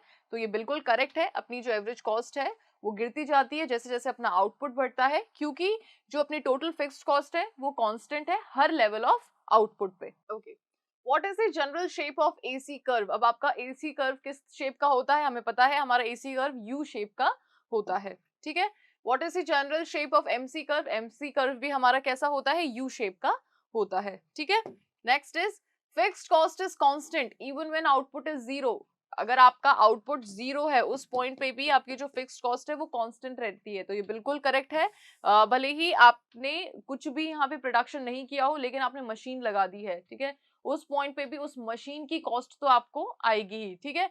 ये बिल्कुल करेक्ट है because fixed costs are incurred before the production, क्योंकि फिक्स्ड कॉस्ट हम पहले लगा देते हैं प्रोडक्शन से, इसलिए इसकी कॉस्ट तो हमेशा रहती है। Variable cost is incurred before production is started, तो ये बिल्कुल गलत है। वेरिएबल कॉस्ट तो कब लगती है? जब हम प्रोडक्शन को स्टार्ट कर देते हैं, है ना।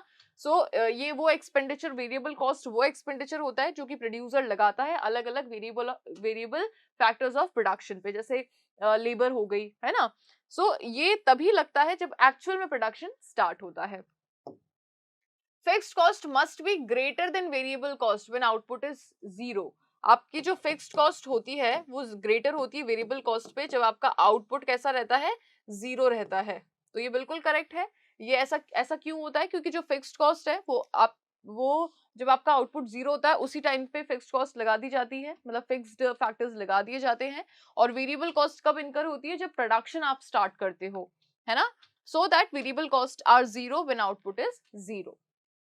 Variable cost reduces as output increases. आपका जो वेरिएबल कॉस्ट है वो रिड्यूस होती रहती है जैसे जैसे आपका आउटपुट बढ़ता है। तो ये बिल्कुल गलत है, वेरिएबल कॉस्ट जो है वो बढ़ती है अगर आपको आउटपुट को बढ़ाना है, आपकी फिक्स्ड कॉस्ट जो है वो घटती है अगर आपका आउटपुट बढ़ता है, ठीक है। सो जैसे आपका आउटपुट बढ़ता है वेरिएबल कॉस्ट भी आपकी बढ़ती है, क्योंकि वेरिएबल कॉस्ट की वजह से ही आपका आउटपुट बढ़ रहा है। भाई अगर आपको आउटपुट बढ़ाना है तो आपको अपनी नंबर ऑफ लेबर्स बढ़ानी पड़ेगी, ठीक है, या फिर आपको रॉ मटेरियल बढ़ाना पड़ेगा। ओके, सो रॉ मटेरियल बढ़ाने का मतलब क्या है कि रॉ मटेरियल पे आपको ज्यादा खर्चा करना पड़ेगा, या फिर आपको लेबर को ज्यादा वेजेस देने पड़ेंगे, ठीक है। सो इन अ वे हम यहाँ पे ये चीज कह सकते हैं कि जैसे जैसे हमारा आउटपुट बढ़ेगा हमारा वेरिएबल कॉस्ट भी यहाँ पे बढ़ेगा। Total fixed cost is indicated by vertical straight line. तो ये vertical total fixed cost vertical तो नहीं होती है, ये कैसी होती है, ये हॉरिजॉन्टल होती है, ठीक है। ये हॉरिजॉन्टल स्ट्रेट लाइन होती है parallel to x axis. Total cost is the sum total of marginal cost. Total cost क्या मार्जिनल कॉस्ट का समेशन होता है। तो ये आपका जो स्टेटमेंट है ये फॉल्स है। जो मार्जिनल कॉस्ट का जो सम होता है ना, वो किसके कॉस्ट, वो डिफरेंट यूनिट्स ऑफ आउटपुट का होता है, लेकिन किसके, वेरिएबल कॉस्ट का, ठीक है। देखो यहाँ पे क्या होता है, टोटल कॉस्ट के दो पार्ट्स हैं, वेरिएबल कॉस्ट और फिक्स्ड कॉस्ट, ठीक है। अपन टोटल फिक्स्ड कॉस्ट तो आपकी वही रहती है, वेरिएबल कॉस्ट में आप चेंजेस कर रहे हो तो मतलब मार्जिनल कॉस्ट आपकी यहाँ से इनकर हो रही है, ठीक है। आप एडिशनल यूनिट, आप एडिशन कहाँ कर रहे हो, इधर वेरिएबल फैक्टर्स के अंदर कर रहे हो, तो वेरिएबल कॉस्ट के अंदर आपके मार्जिनल जो कह रहे हो यहाँ पे कॉस्ट वो कॉरस्पॉन्ड कर रही है, ठीक है। So this statement is false. Some total of marginal cost corresponding to different units of output become total variable cost. So यहाँ पे हम ये कह सकते हैं TVC is equals to summation of marginal cost, because marginal cost are the variable cost only, क्योंकि यहाँ पे जो मार्जिनल कॉस्ट है वो क्या है, आपकी एक तरीके से वेरिएबल कॉस्ट ही है। Clear? Now AFC curve is a rectangular hyperbola. जो आपका एवरेज वेरिएबल कॉस्ट कर्व होता है वो आपका रेक्टेंगुलर हाइपरबोला होता है, ये बिल्कुल करेक्ट है। जो अपना, बिकॉज ऐसा क्यों होता है, क्योंकि जो अपना फिक्स्ड कॉस्ट है वो वहां पे चेंज नहीं होती है विद द आउटपुट इंक्रीजेस। जब आपके आउटपुट में चेंज होता है तो आपकी फिक्स्ड कॉस्ट में चेंज नहीं होता है, ऐसे वेरिएबल में होता है। इसलिए हम ये चीज कह सकते हैं कि हमारा जो एवरेज फिक्स्ड कॉस्ट कर्व होता है वो कैसा होता है, रेक्टेंगुलर हाइपरबोला होता है। Okay, average variable cost tends to fall, stabilize and rise as output, ठीक है। सो ये अपना बिल्कुल ठीक है स्टेटमेंट। एवरेज वेरिएबल कॉस्ट हमारी बढ़ती है, कांस्टेंट रहती है और स्टेबल मतलब डिमिनिश होती है, तो ये बिल्कुल करेक्ट है। एवरेज वेरिएबल कॉस्ट अपनी फॉल भी होती है, स्टेबलाइज भी रहती है और बढ़ती भी है जैसे जैसे हमारा आउटपुट बढ़ता है, ठीक है। और ये किस लॉ पे डिपेंड करता है, ये डिपेंड करता है लॉ ऑफ वेरिएबल प्रोपोर्शन पे। Average cost includes both fixed cost and variable cost. Average cost के अंदर दोनों ही कॉस्ट इंक्लूडेड होती हैं, तो ये बिल्कुल करेक्ट है। AC is equals to AFC plus AVC। Okay, what is meant by explicit cost. Explicit cost के से आप क्या समझते हैं, इसके बारे में अपन ने बात करी थी। तो ये वो पेमेंट्स होते हैं जो कि फर्म मेकर जो होता है ना, वो दूसरों को करता है फॉर परचेज ऑफ इनपुट, ठीक है। अपने इनपुट्स को खरीदने के लिए वो पेमेंट्स दूसरों को करता है, जैसे कि वेजेस दे दिए लेबर को, ठीक है। Payment made for the purchases of raw material जब खरीदा तो उसका पेमेंट कर दिया। तो ये इस तरीके की कॉस्ट क्या होती है, एक्सप्लिसिट कॉस्ट होती है, जब प्रोड्यूसर दूसरों को देता है, ठीक है, दूसरों से खरीदता है। क्लियर? फिर आता है इम्प्लिसिट कॉस्ट। तो इम्प्लिसिट कॉस्ट कब लगती है, ये ये तब लगती है जब प्रोड्यूसर जो है वो अपने सेल्फ ओन्ड या फिर सेल्फ एम्प्लॉयड रिसोर्सेज लगाता है, ठीक है। जैसे interest on entrepreneurs own capital. अगर एंटरप्रेन्योर पर खुद का कोई कैपिटल है और उस पे जैसे वो इंटरेस्ट, अब क्या हो रहा है कि अगर वो ही कैपिटल वो कहीं और लगाता तो उसे इंटरेस्ट मिलता, लेकिन वो खुद के बिजनेस में लगा रहा है, ठीक है। फिर रेंट और entrepreneurs own land use in business. अब जैसे कि मान लें कि यहाँ पे अगर बिजनेसमैन जो भी एंटरप्रेन्योर है उसके पास में एक बड़ा पीस ऑफ लैंड है, अगर वो उस पीस ऑफ लैंड को किसी दूसरे को देता तो उसे रेंट मिलता, लेकिन यहाँ पे वो लैंड वो खुद के यूज में ले रहा है, तो यहाँ पे वो रेंट जो है उसको गवा रहा है, यानी कि अपॉर्चुनिटी कॉस्ट हो गई यहाँ पे ये। सो ये सारी चीजें किस में इंक्लूडेड होती है, इम्प्लिसिट में इंक्लूड होती है, ठीक है। अपॉर्चुनिटी कॉस्ट क्या होती है, अब अपन ने जस्ट अभी अपॉर्चुनिटी कॉस्ट का नाम लिया था, तो ये सेक्रीफाइस होता है, ठीक है। सेक्रीफाइस कैसा होता है कि मान लीजिए मेरे पास में दो ऑप्शन है, दो बेस्ट अल्टरनेटिव ऑप्शन है, उसमें से मैंने बेस्ट चुन लिया है, ठीक है, मतलब दोनों ही बेस्ट है लेकिन सबसे बेस्ट वाला मैंने चुन लिया है, तो एक जो दूसरा वाला है जिसको मैं गवा रही हूँ, that is my opportunity cost. So it is the total sacrifice made for availing an opportunity by producing a given level of output, ठीक है। अब जैसे वही अभी मैंने एग्जांपल दिया था, वही पीस ऑफ लैंड है मेरा, अगर मैं किसी को दूसरे को देती हूँ तो वो उस पे अपना प्रोडक्शन करेगा, बदले में मुझे उस पीस ऑफ लैंड पर रेंट देगा, ठीक है। लेकिन वही अगर मैं खुद के यूज में ले रही हूँ तो मैं एक तरीके से उसका जितना भी रेंट बनता है वो मैं गवा रही हूँ, क्योंकि मैं खुद को तो उसका रेंट देने से रही, हाँ जो भी होगा वो मेरा प्रॉफिट होगा, नो डाउट, लेकिन अगर मैं किसी और को देती है तो मुझे मेरी अर्निंग होती है एक तरीके से, ठीक है। सो ये मेरा बेस्ट अल्टरनेटिव यूज हो सकता था, लेकिन ये मैंने गवा दिया, so this is opportunity cost. Clear? Now selling cost क्या होती है, देखो जब भी हम खर्चा करते हैं हमारे प्रोडक्ट को बेचने के लिए, यानी कि जैसे अगर अपन एडवर्टाइजमेंट पे खर्चा कर रहे हैं तो ये हम क्या कर रहे हैं, सेलिंग कॉस्ट लगा रहे हैं। So it refers to expenditure incurred by the producer in order to promote the sale of the commodity, ठीक है। आपकी जो कमोडिटी है उसको प्रमोट करने के लिए मैं खर्चा कर रही हूँ, तो उसको हम सेलिंग कॉस्ट के नाम से जानेंगे। जैसे example, expenditure on advertisement. Production cost क्या होती है, वो सारी कॉस्ट जो कि प्रोडक्शन के दौरान लगती है, ठीक है। प्रोडक्शन जब आप किसी कमोडिटी का करते हो तो उसके दौरान बहुत से इनपुट्स पे आप खर्चा करते हो, फिर चाहे वो फैक्टर इनपुट हो, नॉन फैक्टर इनपुट हो, वो सारी की सारी आपकी प्रोडक्शन कॉस्ट के अंदर आती है, ठीक है। एक्सप्लिसिट इम्प्लिसिट जो भी कॉस्ट आपकी होती है, सो ये प्रोड्यूसर इनकर करता है इनपुट्स खरीदने में, ठीक है, for a given level of output जो भी उसे प्रोड्यूस करना है। अब फिक्स्ड कॉस्ट का मतलब क्या होता है, फिक्स्ड कॉस्ट वो कॉस्ट होती है जो कि फिक्स्ड फैक्टर्स पे प्रोड्यूसर खर्च करता है, एक्सपेंडिचर करता है। So this is the expenditure incurred on the fixed और हायरिंग ऑफ फिक्स्ड फैक्टर्स, जैसे कि प्लांट हो गया, मशीनरी हो गई, ठीक है। वेरिएबल कॉस्ट कौन सी होती है, तो ये जस्ट इसके ऑपोजिट, जब प्रोड्यूसर एक्सपेंडिचर करता है कैसे इनपुट पे, जैसे मान लो रॉ मटेरियल, लेबर, जब इन पे प्रोड्यूसर खर्चा करता है जिसके अंदर अपन चेंज कर सकते हैं शॉर्ट पीरियड के अंदर, तो इसको अपन वेरिएबल कॉस्ट के नाम से जानते हैं। टोटल कॉस्ट क्या होती है, so total cost refers to all expenses, ये जितने भी खर्चे होते हैं वो सारे इसके अंदर इंक्लूड होते हैं जो कि प्रोड्यूसर लगाता है, एक्सप्लिसिटी और implicitly, to produce given quantity of output, जो भी उसे क्वांटिटी ऑफ आउटपुट प्रोड्यूस करना है उसके अंदर जो भी वो खर्चा लगा रहा है, चाहे फिर वो इम्प्लिसिट हो चाहे एक्सप्लिसिट हो, वो सारा का सारा किसके अंदर आता है, टोटल कॉस्ट के अंदर आता है। अब एवरेज कॉस्ट क्या होती है, तो अपन को पता है टोटल कॉस्ट अपॉन क्वांटिटी, ऐसे करके आप एवरेज कॉस्ट निकाल लेते हो, यानी कि पर unit of output. So average cost is the expenditure incurred by the firm on the fixed factors, ठीक है, फिक्स्ड फैक्टर्स पे जब जो फर्म है वो खर्चा करती है, एस्टिमेटेड पर यूनिट ऑफ आउटपुट, ठीक है।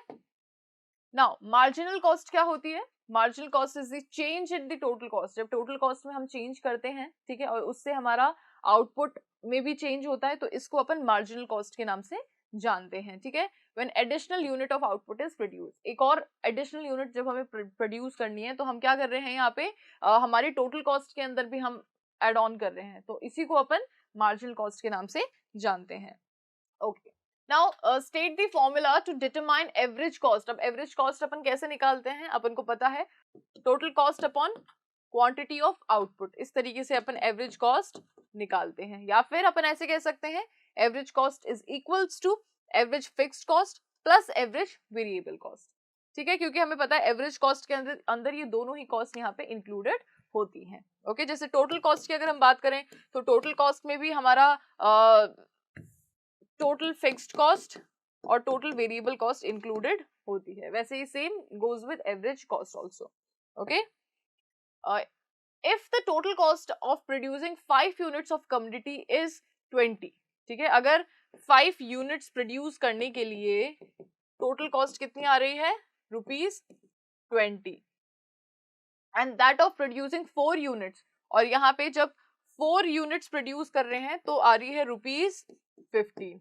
Now what will be the marginal cost, अब यहाँ पे मार्जिनल कॉस्ट क्या हुई, तो देखो यहाँ पे पहले हमारी मार्जिनल कॉस्ट निकालने के लिए पहले हमारी टोटल कॉस्ट कितनी थी, 20, अब कितनी है 15, तो यानी कि यहाँ पे मार्जिनल कॉस्ट कितनी होगी 5। ठीक है, सो बहुत ही इजी सा कॉन्सेप्ट है मार्जिनल कॉस्ट का। The cost of zero level of output is equal to which cost? Zero level of output पे जो खर्चा होता है वो किसके बराबर होता है? फिक्स्ड कॉस्ट के बराबर होता है। So it is equals to fixed cost. ठीक है, so output is equal to the fixed cost, क्योंकि वेरिएबल कॉस्ट तो अभी आपने लगाई ही नहीं है। जब आपका आउटपुट जीरो है तो उस पॉइंट पे आपने, इसका मतलब क्या है कि उस पॉइंट पे आपने वेरिएबल अभी तक इंडल्ज करे ही नहीं है। ओके,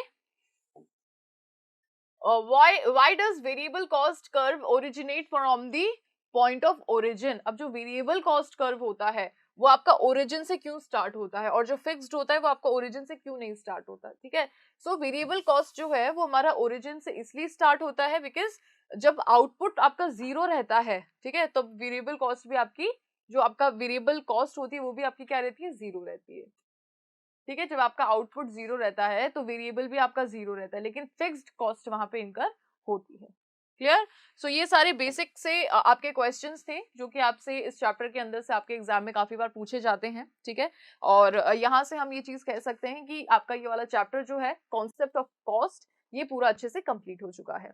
ओके, इसके बाद में अपन कॉन्सेप्ट ऑफ रेवेन्यू की बात करने वाले हैं। वेल, प्रोडक्शन के बारे में अपन ने बात कर ली। पहले प्रोड्यूसर क्या करता है? प्रोडक्शन करता है, फिर उसकी कॉस्ट की बात हम करते हैं, फिर उस प्रोडक्ट, जो भी प्रोडक्ट उसने प्रोड्यूस किया उसको बेचता है, यानी कि उसका रेवेन्यू जनरेट होता है। तो यहाँ पे अब इसके बाद में अपन रेवेन्यू की बात करने वाले हैं। ओके, सो आई होप कि ये सारे क्वेश्चंस आपको अच्छे से समझ में आए होंगे। अगर आपको कहीं पे भी किसी भी क्वेश्चन में कोई भी डाउट है तो वो आप पूछ सकते हैं। अगर आपको ये वीडियो अच्छा लगा है तो इस वीडियो को लाइक करना, चैनल को सब्सक्राइब करना और बेल आइकन को प्रेस करना बिल्कुल मत भूलना। Thank you so much.